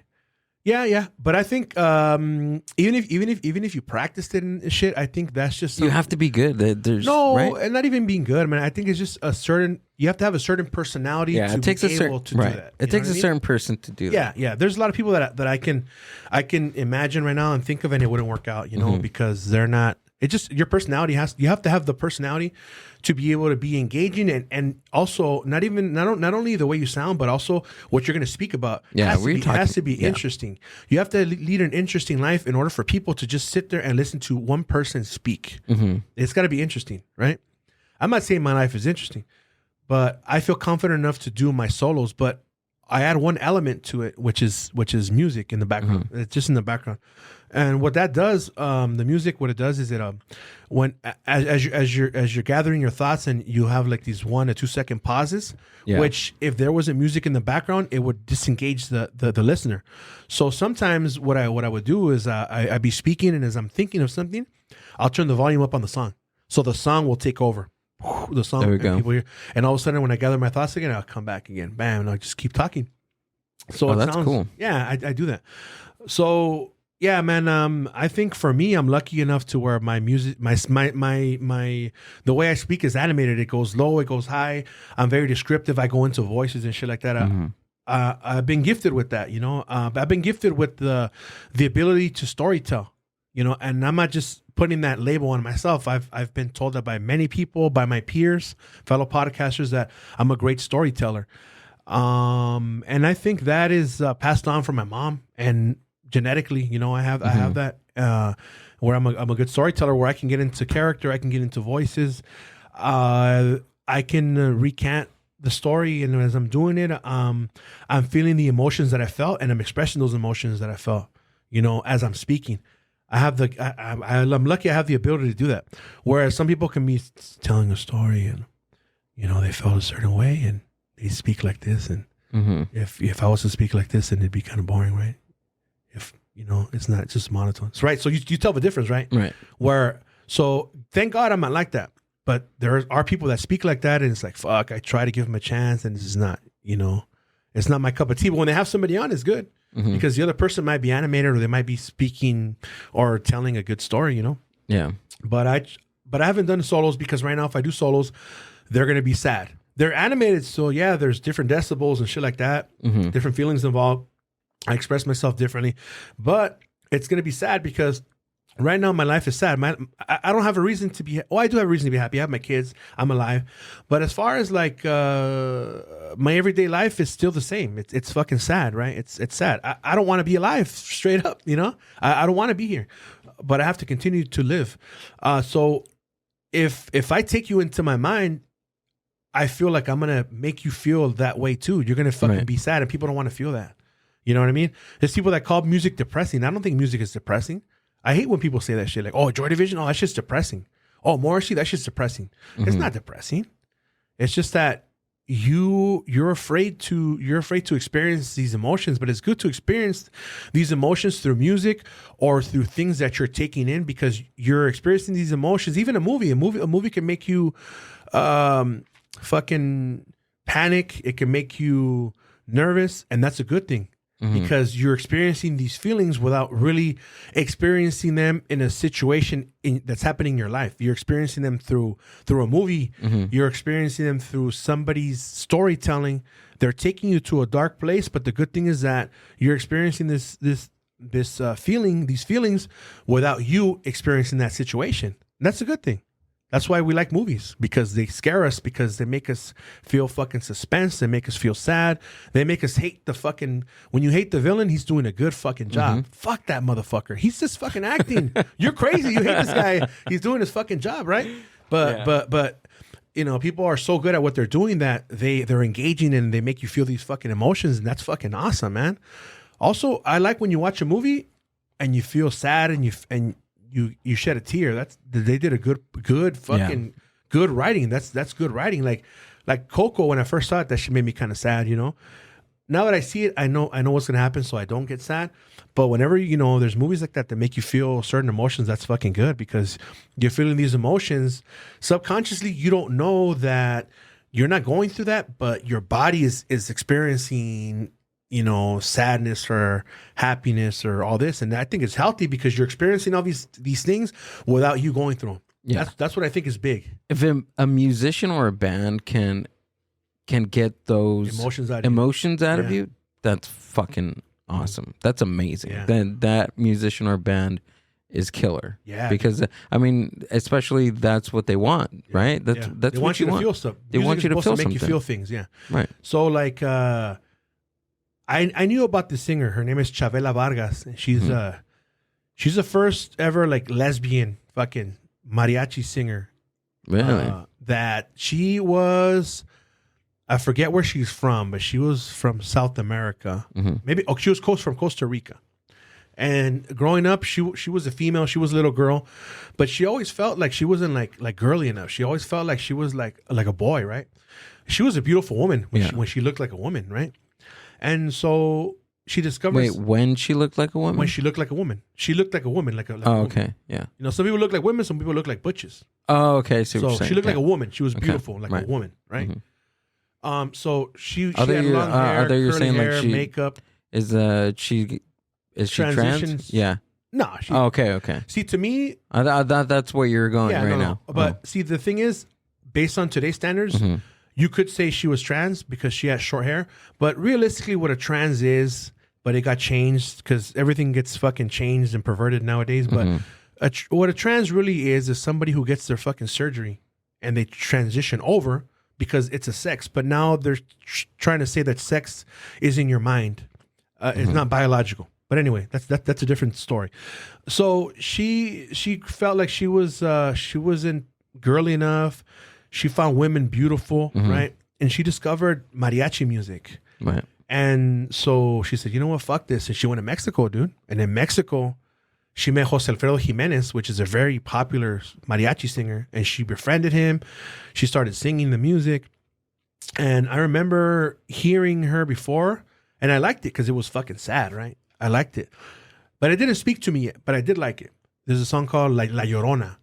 And the song originates in the 1800s in Oaxaca. And it's about a man who sees a woman coming out of church and she's wearing like a head covering and she looks beautiful and he likes her. So he keeps following her till eventually he gets the guts to talk to her and he meets her. They end up together and he's called to go to battle, into battle. Right. And she's crying. So the song's called Llorona. So he's telling her, like, he calls her Llorona because she's crying because she's going into battle. But that's what it originates. But there have been a lot of versions where they change the lyrics, but it's a beautiful song. That song alone, if you listen to it, it'll kind of trigger some emotions, right? So... And this is a Spanish song. Spanish song, but it's beautiful. If you hear it, if I play some music for you, you'll feel the emotions without even knowing what the hell she's saying. Just by the way she's singing. She is very expressive in the way she sings. It even sounds like she's crying, right? But that song... When I was down there viewing my wife at the hospital, I played that song, and that music, her singing, allowed me to get all these emotions and all this sadness out of me. Just her, I kept playing that song over and over, right? And then afterwards, before we went to the funeral, I was putting together a bunch of music that I wanted to listen to, so that can help me be sad and cry. And I found her, and I found a lot of songs, and I was just listening to that. Right now, if I was to go in my car and put one of those songs on, I'll start crying. Yeah. It'll take me back to that, So music is very powerful, and people should check her out, man. But there's a song that's called Donde Estás Corazón, which means, where are you, my heart? And the song is 100% my story, what I've experienced. And so it says, I loved her more than my life. More than my mother, I loved her. And this is true for me. I love my wife more than my mother. And to a lot of people in the Mexican culture, this is going to sound fucked up, but my wife showed me more love than any person in the world. Right? So this is why. And the song says, a cold winter morning in my arms, she died. Well, my wife died a cold morning in October, she died. She wasn't in my arms, but she died in front of me, right? So all these connections to the song that I have, and it just keeps saying, like, where are you, my heart? I can't hear your heartbeat. It's a beautiful song, dude. That song, I can't listen to that song without crying. I'll cry no matter what, because that song is my life. You know what I mean? It's powerful. And there's other songs too, man, just the way she sings it, man. You feel, even if you don't speak the language, dude, I think if you listen to it, it'll take you somewhere, What is it called?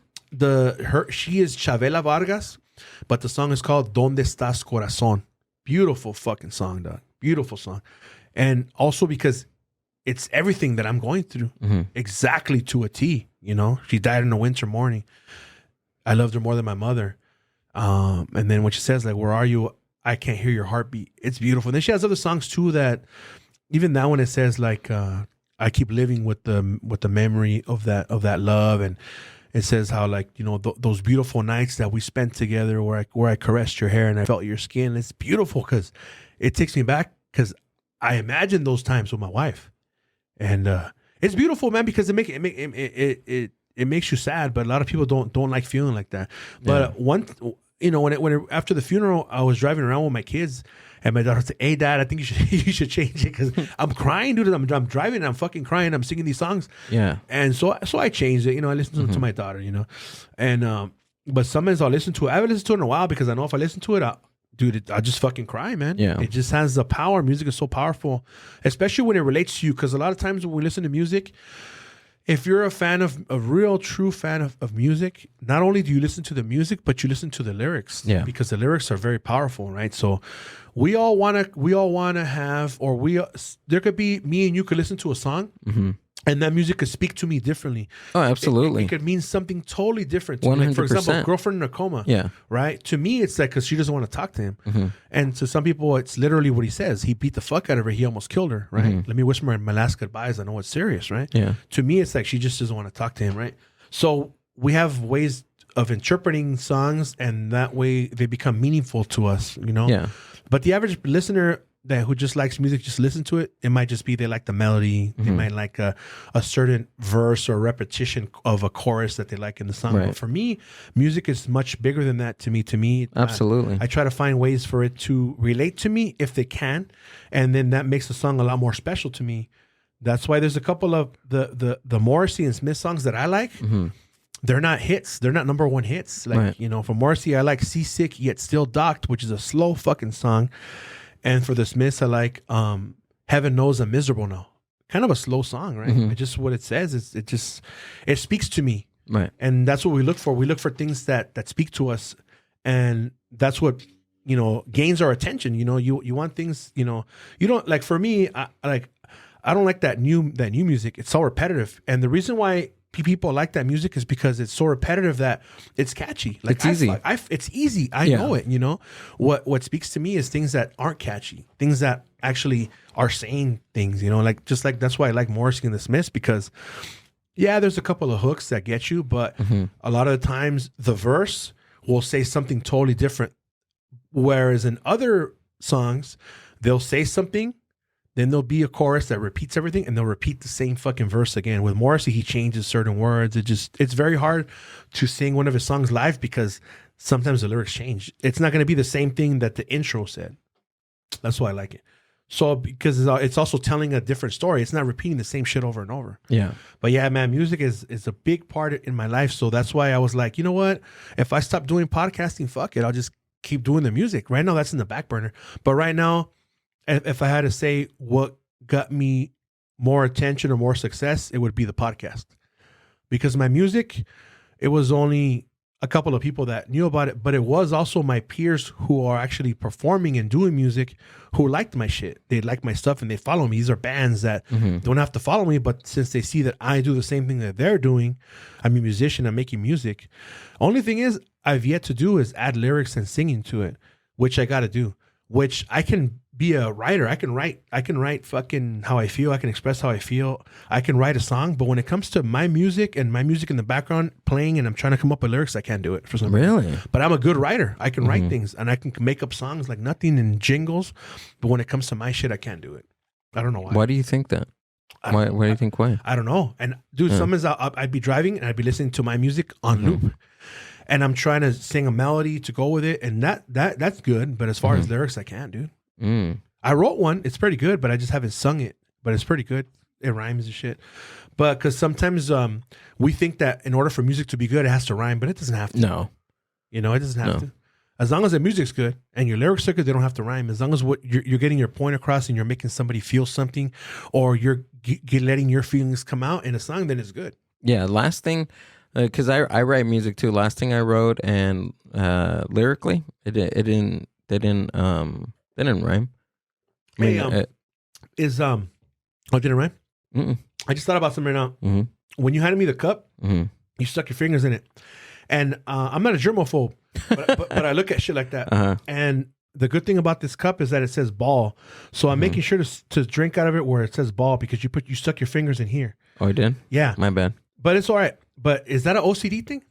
What? The fact that I realized that. No, I don't think it's not OCD, huh? No, I'm not OCD. No, because you. I mean, of course you're gonna. Let's say you were picking your nose. Yeah. Then I would be drinking your nose juice, right? But since you touch that side, I'm focusing on that. Oh, I see what you're saying. When you suck your finger, that's all right. When you suck your fingers in it, I noticed that the ball was on, and you stuck your fingers over here, so I'm drinking out of here. Oh shit! If it didn't have that, I'd be like, fuck, I probably wouldn't have drank out of it. My bad. That's all right. You want another cup? Nah. I get you another cup. Nah, it's cool. I already drank out of it because you put your fingers on this side. My bad, dude. Is that weird or what? No, I should know better because I work in restaurants, so I should know better. You're supposed to get it from here. What the hell's my problem? Even when workers give me cups like that, it pisses me off, dog. They stick their fucking fingers in there like. Well, good thing I'm not clocked in. Yeah. I get in trouble right now. Yeah, dude. You want to talk to my manager? No. My Buzz Media manager? We'll get him out here. No, my bad, dude. No, I don't think that's an OCD thing. I think that's just it is considered OCD though. But I'm not OCD. It's just because I'm not the most organized fucking person. But you're just a normal person not wanting to drink somebody's nose juice. Yeah, right. Or nose finger juice. Or what if you were taking a piss? Yeah, you know? But I wash my hands. I wash my hands after I do fucking everything. Yeah. Yeah. How about are you onto like that disinfecting everything, like disinfecting your hands? No, like that stuff because like of the COVID shit. No. It even before that, like when people no, it dries out my hands. I don't like it. Okay, because I know because of the COVID, everybody was all washing their hands and shit like that. And and I'm like, dude, this is shit that you should have been fucking doing before fucking this shit was invented. You know what I mean? Right. So all it did was it made peace. Like right now, I touched my nose, right, and I might touch this, but it's shit that I'm using. But see, I noticed things like that. But these are things that people should have been doing already to begin with. Like, what the fuck? You don't wash your hands, fool? Right. You're supposed to wash your fucking hands, huh? Like the fact that there was a whole fucking propaganda telling you to wash your fucking hands. Like, yeah, you should have been doing that 100 years ago. Yeah, dude. Like when you pick your nose or. Because I've seen people, like when I used to work at the dealership, I'd see like the owner, he'd come in. I see him from outside. He's like fucking picking his teeth. And this one wants to shake your hand. Like, come on, doggy dog. I shake his hand and I want to wash my hands after. I saw what the fuck you were doing, dog. That's why you get sick. Yeah. And I don't want to be sick. You got to watch out for that. Yeah, So I look at things like that people do. And part of it is because I observe people. Yeah. What they do and shit like that, What about listening to songs over and over and over and over again as a form of OCD?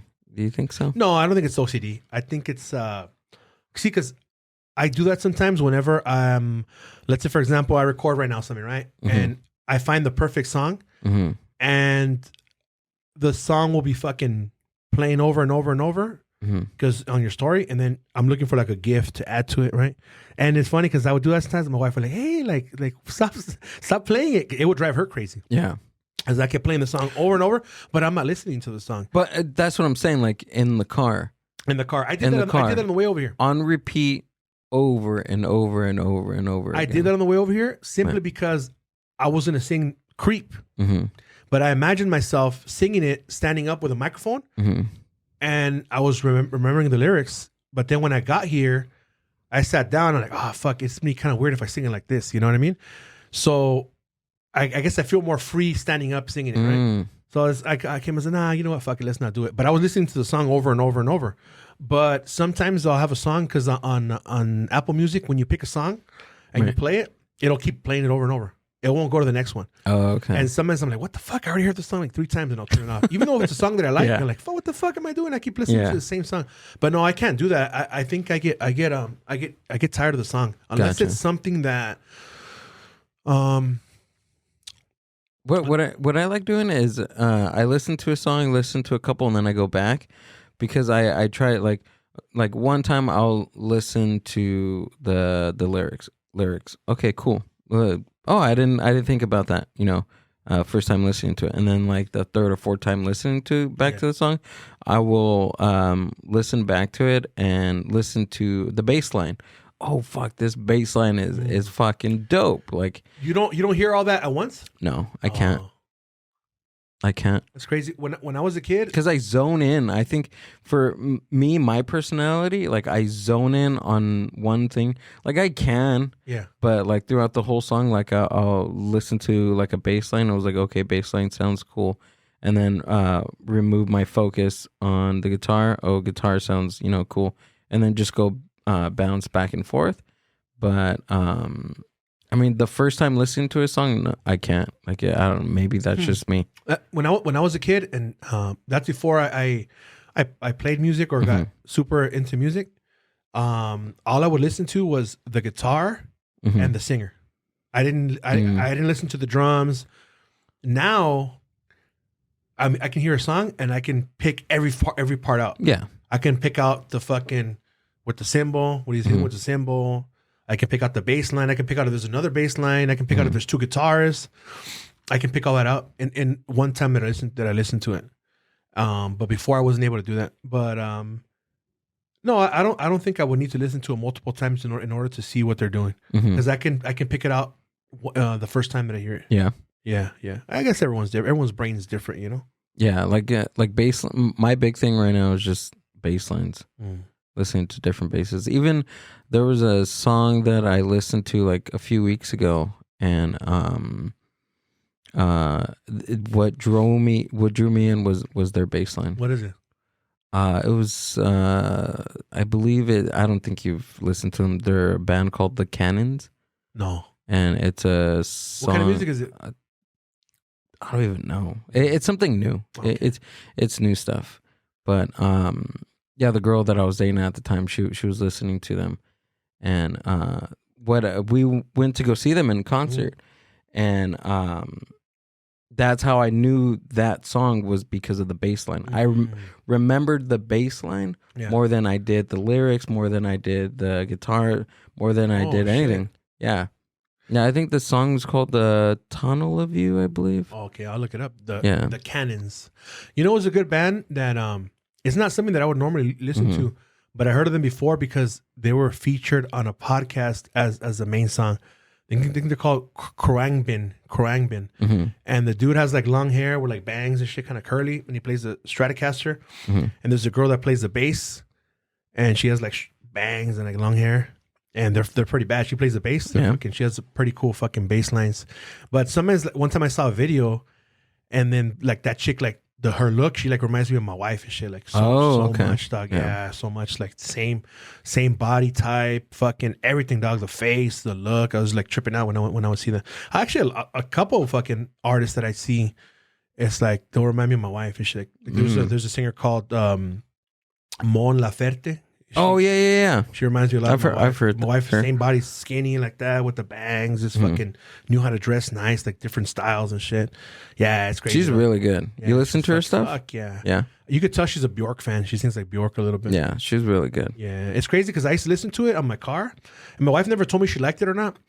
But once she passed and I went into her iTunes music, she actually had her on her playlist. So she never told me she liked it, but she liked it. Wow. And one of the songs was cool. I talked to her about that song, what it says. So it was cool.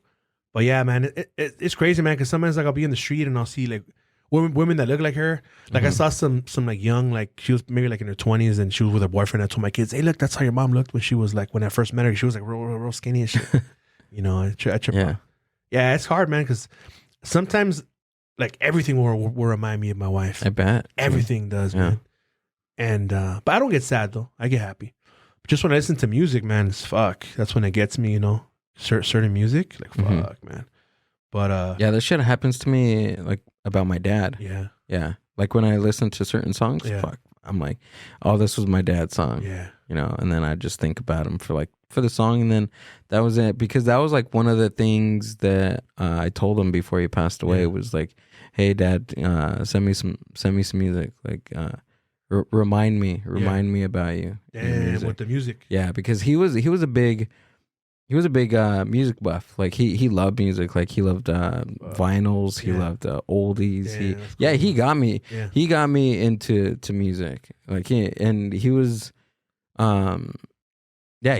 got me into Led Zeppelin. Like it was weird because like one day, like I'm a rocker, and I listened to punk like when I was growing up and stuff, and then he was listening to some Led Zeppelin CD, and I was like, oh shit, like what is this? Like it sounds like rock and roll, and I'm used to him, listening to oldies and soul and 60s soul, and what song was it?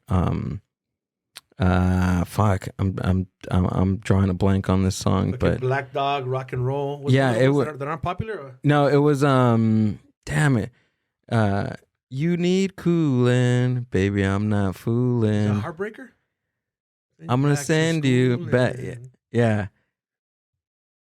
Whole lot of love. Yeah. So he started playing that, and he was fucking with me because we're just hanging out in a parking lot, and he wanted to check out like his speakers. Like we didn't have money growing up, but he picked up these speakers from one of his friends, and like he hooked it up in the truck, and it was just me and him just hanging out. And in the parking lot, he picked me up from school. We got some food, just hanging out in his truck. And he was just cranking it loud. Whole lot of love and cranking it just loud. And that was like one of the first times I heard Led Zeppelin. Yeah. And I'm like, damn, this is fucking badass. That sounds crazy because it has a bunch of tempo changes and shit. Yeah, and then it's doing that fucking exactly. So he was playing that, and I've never heard like psychedelic music, and like. To me, and now that I look back on them, like that was fucking psychedelic, like all those sounds and stuff. And then, and then there was this one time where because he worked on cars. My dad was a mechanic, and I guess one of his clients gave him The Wall, like when by Pink Floyd, Yeah. and he was like, it was a CD. We're listening to it on the way to somewhere, and he was like, when are they going to start talking? And then like he was like, when are they going to start singing? He was telling me, I'm like, I don't know, like this is the first time me listening to it. And then like he took it out because he was like, this isn't good. He's like, hey, you want it? I'm like, yeah. And then I listened to it for like a month straight. The Wall by Pink Floyd. But yeah, dude, like my dad was like a significant person into me listening to rock and roll and to oldies and did he end up liking Pink Floyd afterwards or no? No. Yeah, I see. That's what happened to me, dude. I tried listening to it. It's too like experimental, and you know you have to be under the influence, or you have to in order to like it. And I've never been into that, you know. So it's like, nah, this is when the fuck is the good part gonna come on, you know? Yeah, I mean that's how my dad was. He was like, when are they gonna start singing? Yeah. Especially if you're so used to like rock and roll. Yeah. It's like in your face right away from the first fucking riff. You know what I mean? It's like boom, it's there. And this is just you gotta wait for it. You know what I mean? And I think when you're used to listening to that, like some certain type of rock and roll, you want that shit to just rock. And this shit didn't. It takes a long time. Like I even found like when I was younger, I didn't really like The Who. Probably when I was 18, I kind of listened to it. And they're pretty all right. They got a couple of good fucking songs and shit. But they're supposed to be like groundbreaking the pioneers of punk rock, right? And shit like that. Yeah. See, but back then, now people use distortion pedals. Yeah. But that really makes your sound really, really fucking like heavy. But back then, they used to use overdrive pedals. And so even like some psychobilly people that play psychobilly, they make the mistake and they get distortion pedals. And it sounds too distorted. You got to use an overdrive pedal, psychobilly. So like for me, I use overdrive, and it's just the right amount of fucking distortion, but you still sound clean. You can still hear your fucking chord. So like distortion would be for like punk rock, but for psychobilly, you want it to be an overdriven tone, so you can still hear the chords and shit and like the high notes. But a lot of people make the mistake and they just get overdrive and they crank it up and it sounds like fucking metal and shit, you know. I remember this. I remember this one time when me and my dad were driving. I was like, "Hey, like, can I play some of my music?" And that was the first time I heard psychobilly. And I put on some Necromantics from. I think it was like Demented or Go. He was like, "What the fuck is this?" It's crazy. Yeah, especially Demented or Go. He was like, "Dude," he was like, "What are you listening to?" He was like, "Take that shit off." I was like, "Fuck, all right, whatever." Yeah, it took me a while to get into them. I liked all the other psychobilly, but I didn't like them because of the voice. Yeah. Then once I started hearing it some more, I was like, "All right, fuck yeah, they're pretty bad," you know. Like the first song I heard from them was called Bedrock. It was in a fucking what do they call compilation CD. So what did you start listening to first? Was it punk or psychobilly? First I liked punk, and then I got into psychobilly. The first psychobilly that I heard was it's called the Gasmen, and the Gasmen is were they local or no, from England? From England. Morrissey's bassist Gary Day. He was a psychobilly. He used to be in the Sharks. Yeah. Oh, he was in the Sharks. He was in the Sharks, dude. So what did he play in the Sharks? He played the bass. Really?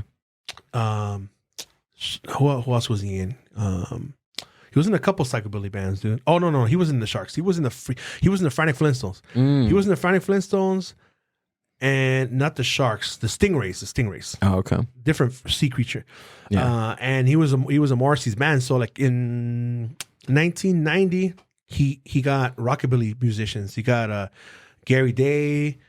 He got Boz Borer, Alan White, and Spencer Corbin. These are like fucking rockabilly, psychobilly people. Right. So in 92, when he came out with Your Arsenal, that shit was fucking bad. It even has the psychobilly bass lines in it.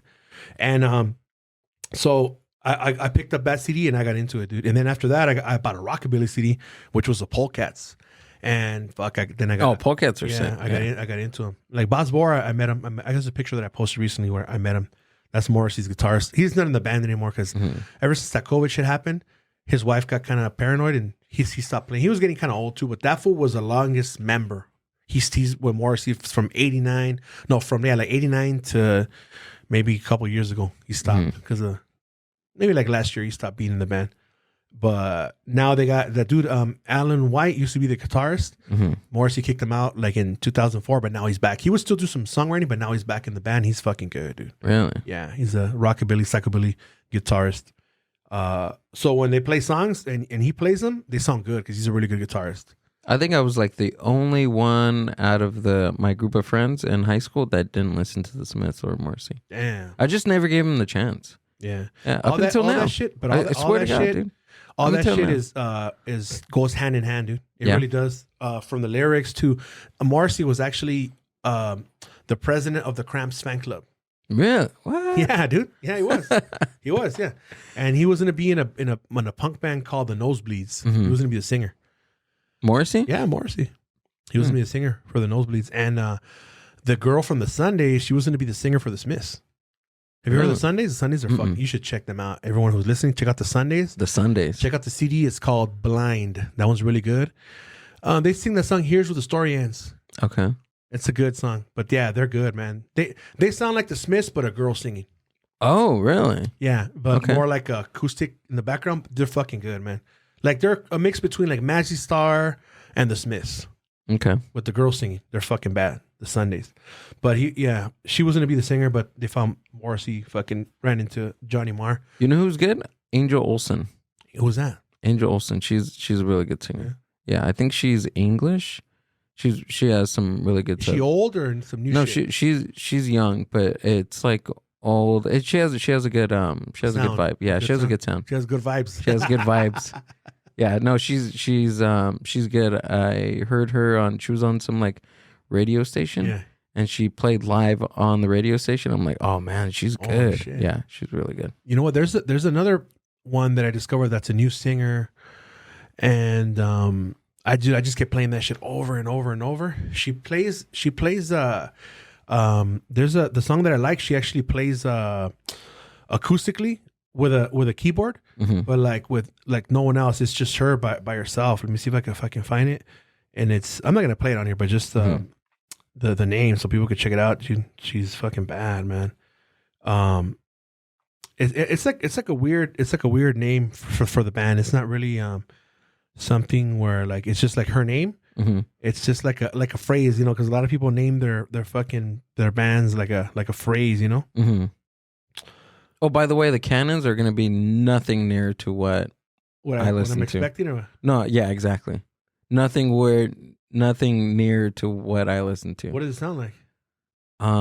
Yeah, I'll after this. I'll play it. No, after this I'll play it. It's totally it's new stuff, like super new. Okay, this chick is called Survival Guide. Survival Guide. Yeah, and the fucking song that I like is called The Walls. It's fucking bad. Yeah, Survival Guide, The Walls. It's fucking good, dude. That's some new shit that I found. This shit that I've been checking out. Hey, when you used to do Songs to Save Your Life with Punk Bug, did they flag you for the songs that played? Never, because that podcast never got big. The most listens I would get is like 50 listens.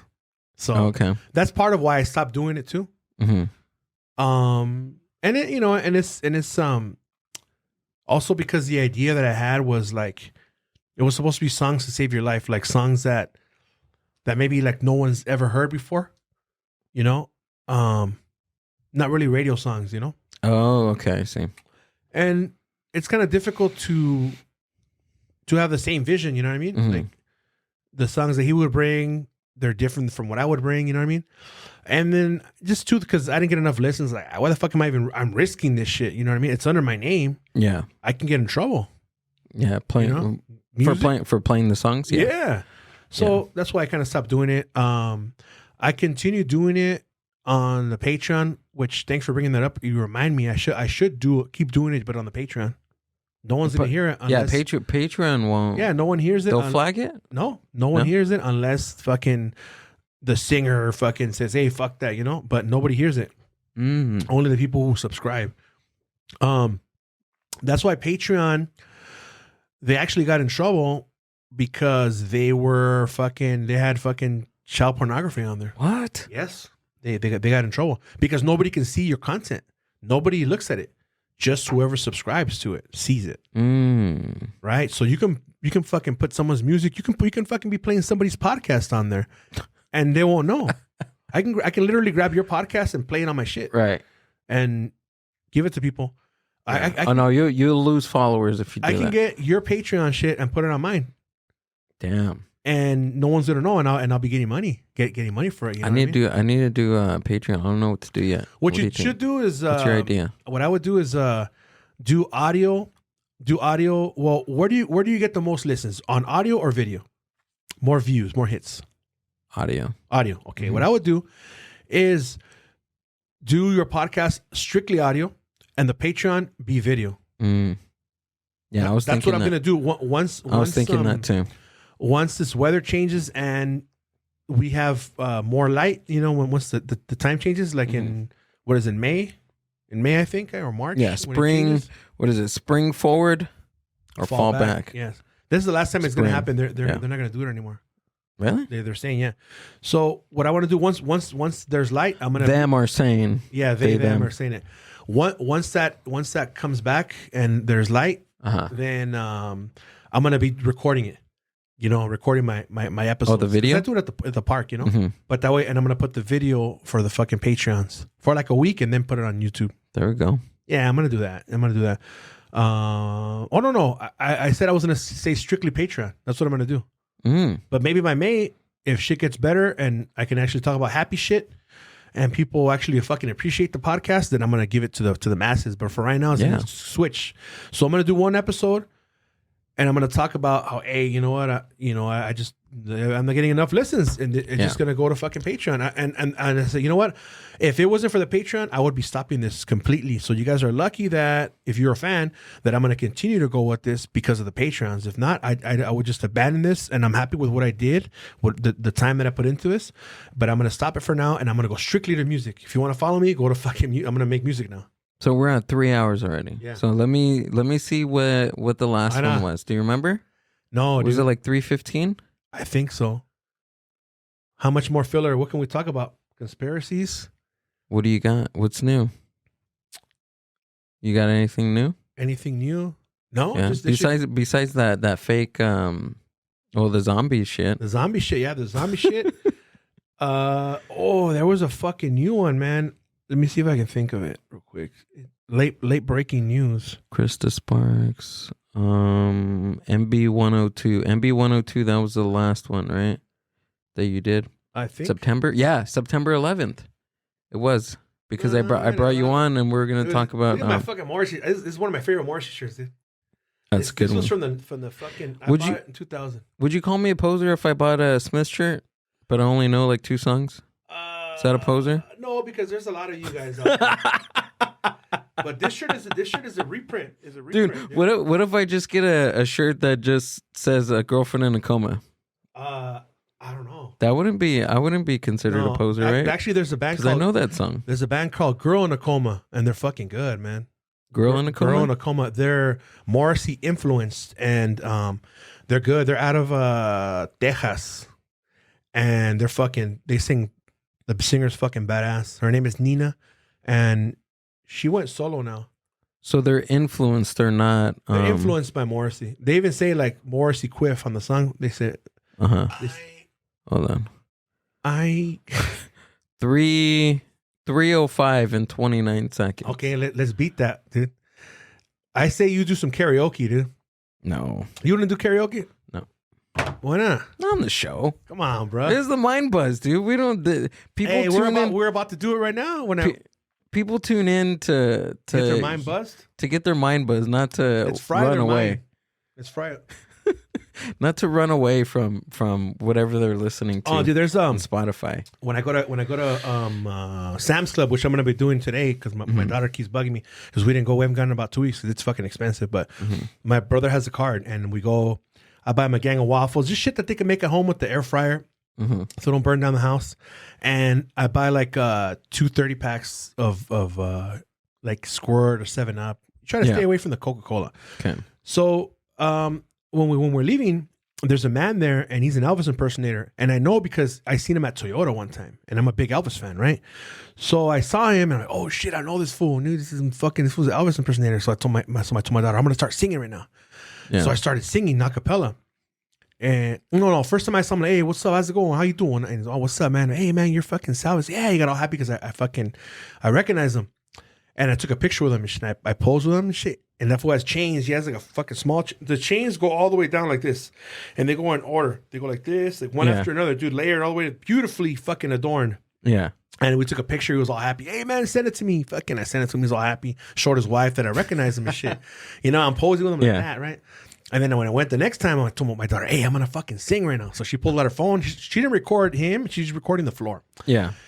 And I started singing and shit, and there was like a young like millennial kid right there, and the kid's all like laughing, but he's tripping out because I'm right there singing and shit, and the kid's tripping out too because I recognize him. I'm singing an Elvis song, and he's like, "Hey man, that's pretty good, man." He's like, "Yeah, I've been doing this shit for a long time," so we recorded it, and then I saw him again, but this time I didn't sing, but I recognized him. Oh no, I didn't go. I stayed in the car with the dogs, and they FaceTimed him. He's like, "Hey, he got all happy and shit," but I'm gonna go again tonight. I'm probably gonna sing an Elvis song again and shit. He works there or something? He works there, but okay. And actually for Christmas, he sang for like 3 hours, he said, just doing Elvis. He's a good Elvis impersonator. He doesn't look nothing like him, but I don't know if he sings like him either, but he did it for like 3 hours, dude. So the kid was all tripping out because I was fucking just singing, I don't know, Elvis and shit. Yeah. I mean, I can hit the notes and all that, but my voice isn't deep enough to sound like him, exactly like him, but I could sing the notes and all that shit. Did you watch the new film about him? No, I haven't seen it. It's long, huh? I don't know. I don't think I'm gonna learn anything that I didn't know. There's probably shit that I know that's not even in there. Probably. Like, you know that he had a twin? Yeah. Yeah, he had a twin named Aaron, right? No, it was somebody else. That's his middle name. But I thought Elvis Aaron Presley. Right, but I thought they named his middle name for him. They named him Aaron because of his brother. His brother was going to be Aaron too. I don't know, dude. No? I don't know about that one. I know that's his middle name, but he died at birth, and he says that he felt like he was with him throughout his whole career, his whole life. Yeah.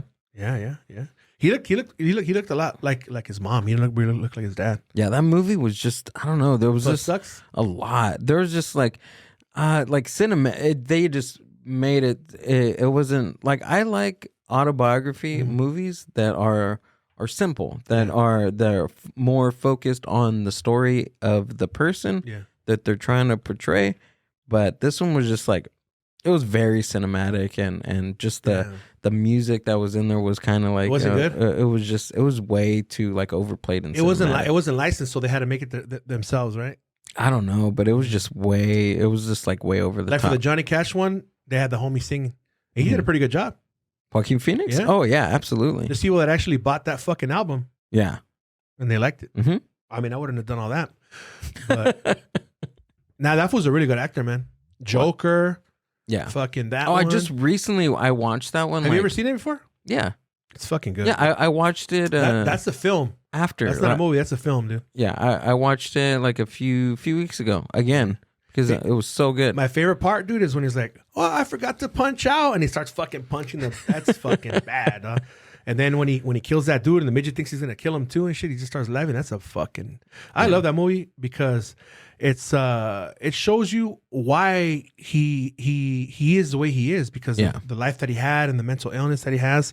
So it's cool, but a lot of the liberals were mad at that movie because they're saying that, oh, this is a cis white man killing people on a bus and shit like that. They just turn things into what they aren't, you know? They just want to have something to complain about. Right. What I liked about it is that he was a stand-up comic. Oh, that was cool. Yeah. That was a cool part. That was a cool part that he did his stand up for the first time. Yeah. And somebody recorded him and they sent that to the show that he was on. Yeah. So that's how he was able to get on that that famous show. That was fucking bomb, dude. That's a bad fucking movie, man. Yeah. It's really, really. I'm excited. Do you know if they're gonna come out with a sequel? It's gonna suck. I'm gonna tell you why. Mm-hmm. Lady Gaga's gonna come out on it, and it's gonna be a musical. The sequel? Yeah. What? It's gonna suck. A musical? She's gonna be Harley Quinn, I think. Why would they make it a musical? The first one wasn't. Because Lady Gaga sings. So? And Joaquin Phoenix sings. Why would they make it? Why? That's why. Are you serious? It's gonna be a musical. That's dumb. It's gonna suck. Yeah, that's dumb. It's gonna take out of it, dude. Yeah. And the latest Batman that came out, I saw the beginning, and my daughter said that I said it was cool because it looked dark. But I didn't finish seeing it because I was fucking tired. But I haven't checked it out. That one is awesome. I like that one.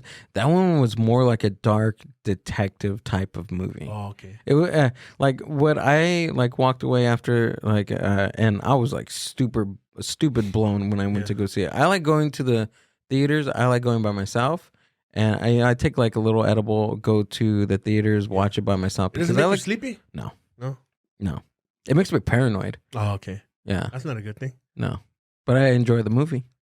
And I'll tell you why it's not a good thing, because I'm paranoid 24/7. No, but so that movie was cool because it was pretty dark. It was awesome. I had that Nirvana song that was. I hate that fucking song. Why? Dude. It's played because it's played out. Well, is it played out because of that movie? It's played out because before that movie. Okay. And I think Nirvana is fucking overrated like a motherfucker. Really? I mean, yes, they're responsible for single-handedly bringing in the fucking the grunge movement, and bands like Rage Against the Machine were able to profit from that, and maybe Deftones, right, with that deep ass metal sound.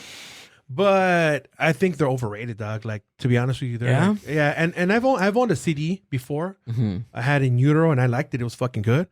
But I think it's they're overrated, and I think the people that listen to them aren't really fans. They're just listening to it because they saw somebody wearing a smiley face shirt that said Nirvana in yellow letters, and that's why they think that they like it. Gotcha. I'm just judging it on millennials, because they fuck everything up. Yeah. And I think people that grew up listening to that music don't even like it as much as these kids, quote unquote, like it. They don't like it. Just like the Metallica song that came out in that fucking... Kids supposedly started wearing Metallica shirts. Yeah, it's good for them and all that. But if you're a true fan of that, like, let's say, for example, sometimes my daughter will show me TikToks, and there's people that say that they like the Smiths, so they put a Smith song on it. And it's like, fuck. It pisses me off. Right. At the same time, I want them to make money. They've been indie for the longest time. They're indie. Right. Like, Morrissey doesn't get played on the fucking radio. Maybe the old song, but they don't play his new shit. Yeah. It's all indie. His latest single sucked because the record label didn't fucking push it. So he said, fuck that, and they pulled it back. Yeah. So he has music, but there's no, like, he says, dude, who's gonna wanna fucking release a CD of a 65-year-old fucking man who... He's 65? Yeah. Damn. Who is not, oh no, he was born in 59. So how old is he? 64. He'll be 65 this May 22nd. Okay. So whatever, in his early 60s, who isn't singing what he's told to sing. His fucking contract says, I'm gonna come out with whatever the fuck I'm gonna come out. I'm not gonna play what you want me to play. So nobody wants to give this 60-something-year-old man an open contract to do whatever the fuck he wants to release. Right. You're gambling something. You're what you get paid back might not be enough to cover what, but it is, because he's got a cult following, and if Morrissey's gonna be somewhere and play somewhere, you know it if you're a fan. There's no he continues to thrive without fucking publicity, without fucking a record label. You know what I mean? True. For all these fucking years. Yeah. There's diehard fans that listen to the music and will continue to listen to it. And he's had cancer a couple times in the throat, and they took it out. Really? I know. They scraped it, yeah. Damn. And he still continues to keep singing. Isn't that the same concept you were talking about with Goo Goo Muck when that came out in the Wednesday series? Yeah. When that song started playing fucking everywhere, and everybody's doing all those TikTok dances. For that, because see, like, I don't like Nirvana. Right. And I don't like Metallica. But I don't care. Are you denying that Nevermind is from Nirvana about that album? It's okay. It's not like, it's not fucking like essential, like how people make it out to be, But would you say that it's essential in the grunge genre? In the grunge genre. Okay. But not in overall, musically overall. Musically, right? No. Musically, no. But in the grunge genre, yes. Yes. To them, yes. To me, it's not important. Okay. You can erase that fucking CD, that album, and I can listen from to history, and I don't care. I'm gonna be fine, right? Okay. Now, the Cramps. Yeah. I like psychobilly, right? And I like them. Mm-hmm. Normally, if you would ask me this 10 years ago, I would have said, fuck that fucking show. Fuck that. I'm against it. All these fucking lames are going to listen to it now, right? Now, as an adult, as a father, I'm okay with it simply because these kids who are getting into this song and are making it popular are giving his widow, Poison Ivy, money in royalties for playing this song over and over, right? She's going to get some money. They're underground, right? Only psychobillies and subculture people knew about that music, right? Yeah. And now they're getting their chance to get this money. He's no longer here, rest in peace, but his wife is, right? And so they're going to get the little bit of buzz. She's going to get some money from that. These kids who are listening to this, they're not psychobillies. They're not fanatics of the music. They're not into the subculture. In a couple of months, maybe even now, it's starting to sizzle down. They're not going to listen to that anymore. Yeah. You know what I mean? So. Oh, okay. That makes sense. But the people who like it are going to keep listening to it. Like I listened to that shit even before that. You know? Oh, yeah, absolutely. Me too. And I'm still going to keep listening to it. So I mean, I was against it before, but then these people end up like Tiger Army. They were underground. Then they made it on K-Rock. They got their fans. They're not heard of anymore. And all they did was damage their image in the psychobilly scene. No one likes Tiger Army anymore. True psychobillies don't like that shit. But so they did it, and I was mad at that. I was mad at that they did that. But this I can understand. You know, they're making money for his wife and shit like that. And these kids are not gonna be into this shit. Next month they're gonna be into the next thing that comes out. Like Harry Styles or whatever. That's the guy's name, Harry Styles? Something like that, yeah. Okay, that shit, I heard that song. And that song sounds like the shit that I like. Did you know he was in One Direction? No, I didn't know that. Yeah. He was part of the One Direction group. But that song, As It Was or something like that, I heard it before. And the singing he's a really good fucking singer. He's good. It's just that it sucks that it's so fucking popular. I would find myself listening to that music, but since it's so popular, I don't want to associate myself to it. You know what I mean? Because I'm gonna be that lame 42-year-old man listening to that fucking teeny bop music, right? But is it good? Yes, it is. Yeah, it's good. But that's fine. But because I was singing that to my daughter, hey, what is this? But shit? if it's good, it's good, right? Yeah, but I don't want to associate myself with that. Oh, come on, dude. I mean, if the music is good, right? But if it's good, it's good. Yeah. But you're not gonna catch me in my fucking XB with the windows rolled down, bumping that shit. Oh yeah, of course. But I was listening to it yesterday with the windows up, right? Because I like certain parts of it, you know. Yeah. He's like saying something about in this world. What is it called? Like that. As It Was. As It Was. Did he put that? Because I watched the interview that he did with and right off the bat, he's Howard bisexual. Stern. Okay. Straight up, and I'm cool with it. You know, that doesn't bug me. Right. The song is good. And, As It Was. It's fucking a good song. Just listen to the singing, dude. The singing is fucking good, man. Yeah. And that little hook, that shit gets you. So that music sounds like what I listen to. And it probably would be, but since it's so popular, I won't allow myself to go to a concert and shit like that. But I'll listen to it in the privacy of my own car with the windows up. Okay. But I won't claim it. I won't claim it. You just claim it on this podcast. That's it. Yeah. Gill. Dude, this is the longest podcast in Mind Buzz history. Just over, it's 3 hours and 16 minutes. 16 minutes? Yeah. I think that's the record right there. How you doing on time? I'm good, dog. How you doing on time? I'm kind of hungry. Do you want to go grab some food? I'm kind of hungry. I'm good. We could, but something light. Because I told my kids to eat the Dino Bites. Fucking, that's because I woke up too late. I couldn't wake up, and I had to take a shower. So I said, hey, fucking eat those Dino Bites, those little fucking, what are they called? Chicken nuggets, the dinosaur ones. I said, fuck it, eat that for now. And when I come back, we'll take, because we're going to go meet up with my brother. Probably make something at home or go eat something. Usually what we do, we get together like on Sunday. Oh, okay, cool. Well, his schedule's going to change. Like Sunday and Monday. Today's Monday. But yeah, but his schedule's going to change. So today. So I'm probably going to have to go grab the tattoo machine, go over his tattoo, probably make some food, come together and make some food. Because I saw something on the reels and it was enchiladas. But they're like enchiladas. They don't have nothing, you know, they're tacos and nada. So this is how it is. So it's a deconstructed enchilada. So what you do is you get the tortilla, you dip it in the oil a little bit to soften it, right? And then you fold it in half, and you pour the sauce over it. So you pour green sauce all over the tortillas. You fold them like quesadillas, one lapped on top of each other, right? Like if you knocked over some dominoes, right? Yeah. And then you put the sauce on top of them. You put chicken on top of it, shredded, and you cilantro, queso fresco, and some more green sauce. Oh, okay. So it's a deconstructed enchilada with cheese. With cheese. Okay. Cheese on top of it. The cacique one, fresco.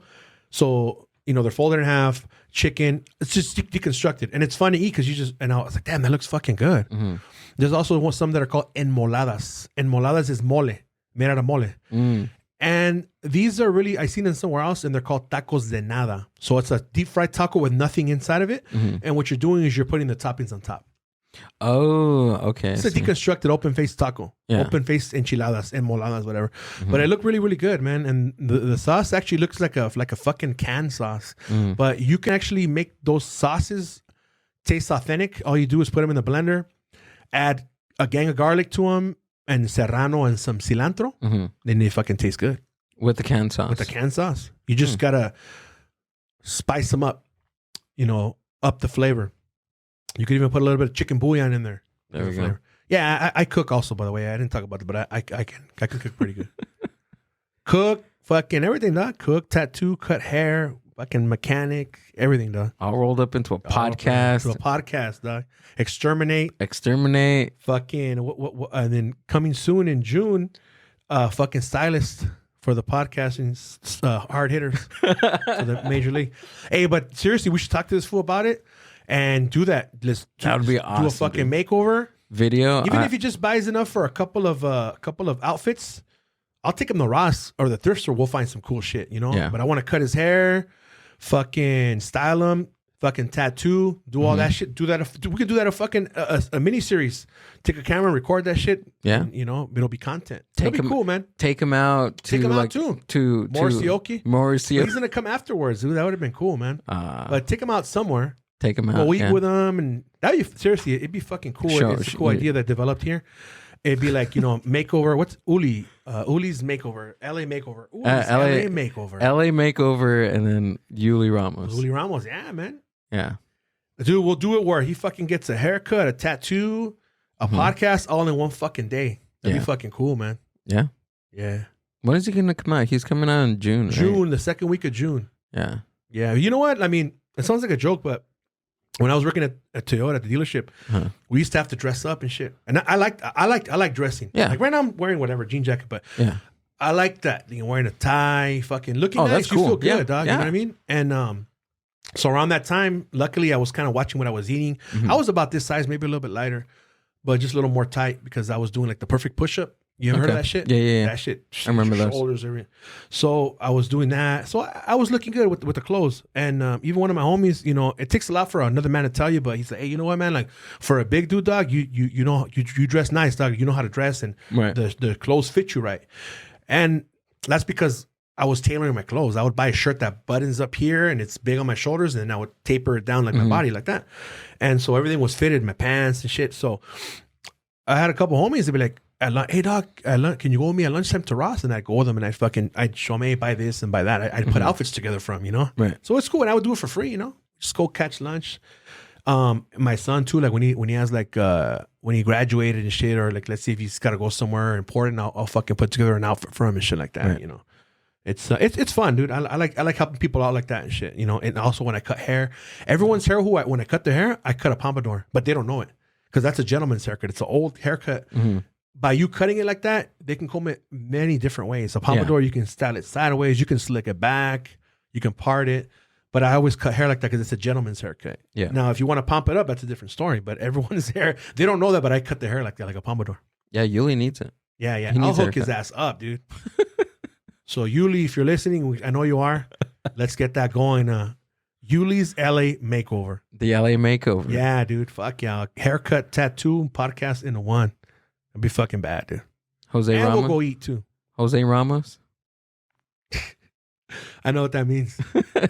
I don't have the music, so I can't press the music. But it's been fun. You're listening to this. You don't want to play. We can't play anybody's music because you get in trouble, huh? Mm-hmm. You know what? Let me. I always get flagged, dude. Yeah. You won't get flagged if you play my shit. I'm gonna do it Ramen Alcoholic style. But let me find a good outro song. Find a good outro song, and then we'll end with that. Yeah. It's asking me to accept cookies. But yeah, it's been fun. It always is, man. It always is. Not because I'm here, but just because I like being here. You know what? We'll do this one right here. This one. Do that one. Tell the people. This one's called Dreams. Tell the people about your podcast. My podcast is Ranting or Ramos Podcast. You can find it on Spotify. Everywhere, dude. All you got to do is Google me. Google my name, and luckily I come up. This is one of my songs. I call it Dreams. The guitar kind of sounds like I'll stop the world and melt with you. Here. Doesn't sound fucked up, right? No. But yeah. And yeah. No, but yeah. And I'm going to be switching over to Patreon. It's only $3, $5. Ranting or Ramos Podcast. Follow me on the Instagram. My stories are fucking badass. Everything is done with a purpose. The video, the song, the music, the lyrics, everything is done with a purpose. Cool. It's been fun. It's been fun. Thanks for coming back and listening to the Mind Buzz. I'm back, bitches.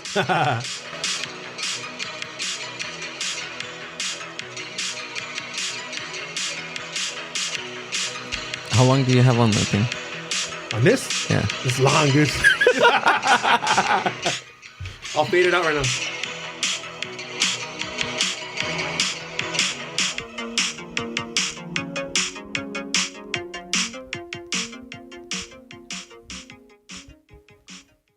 Peace out.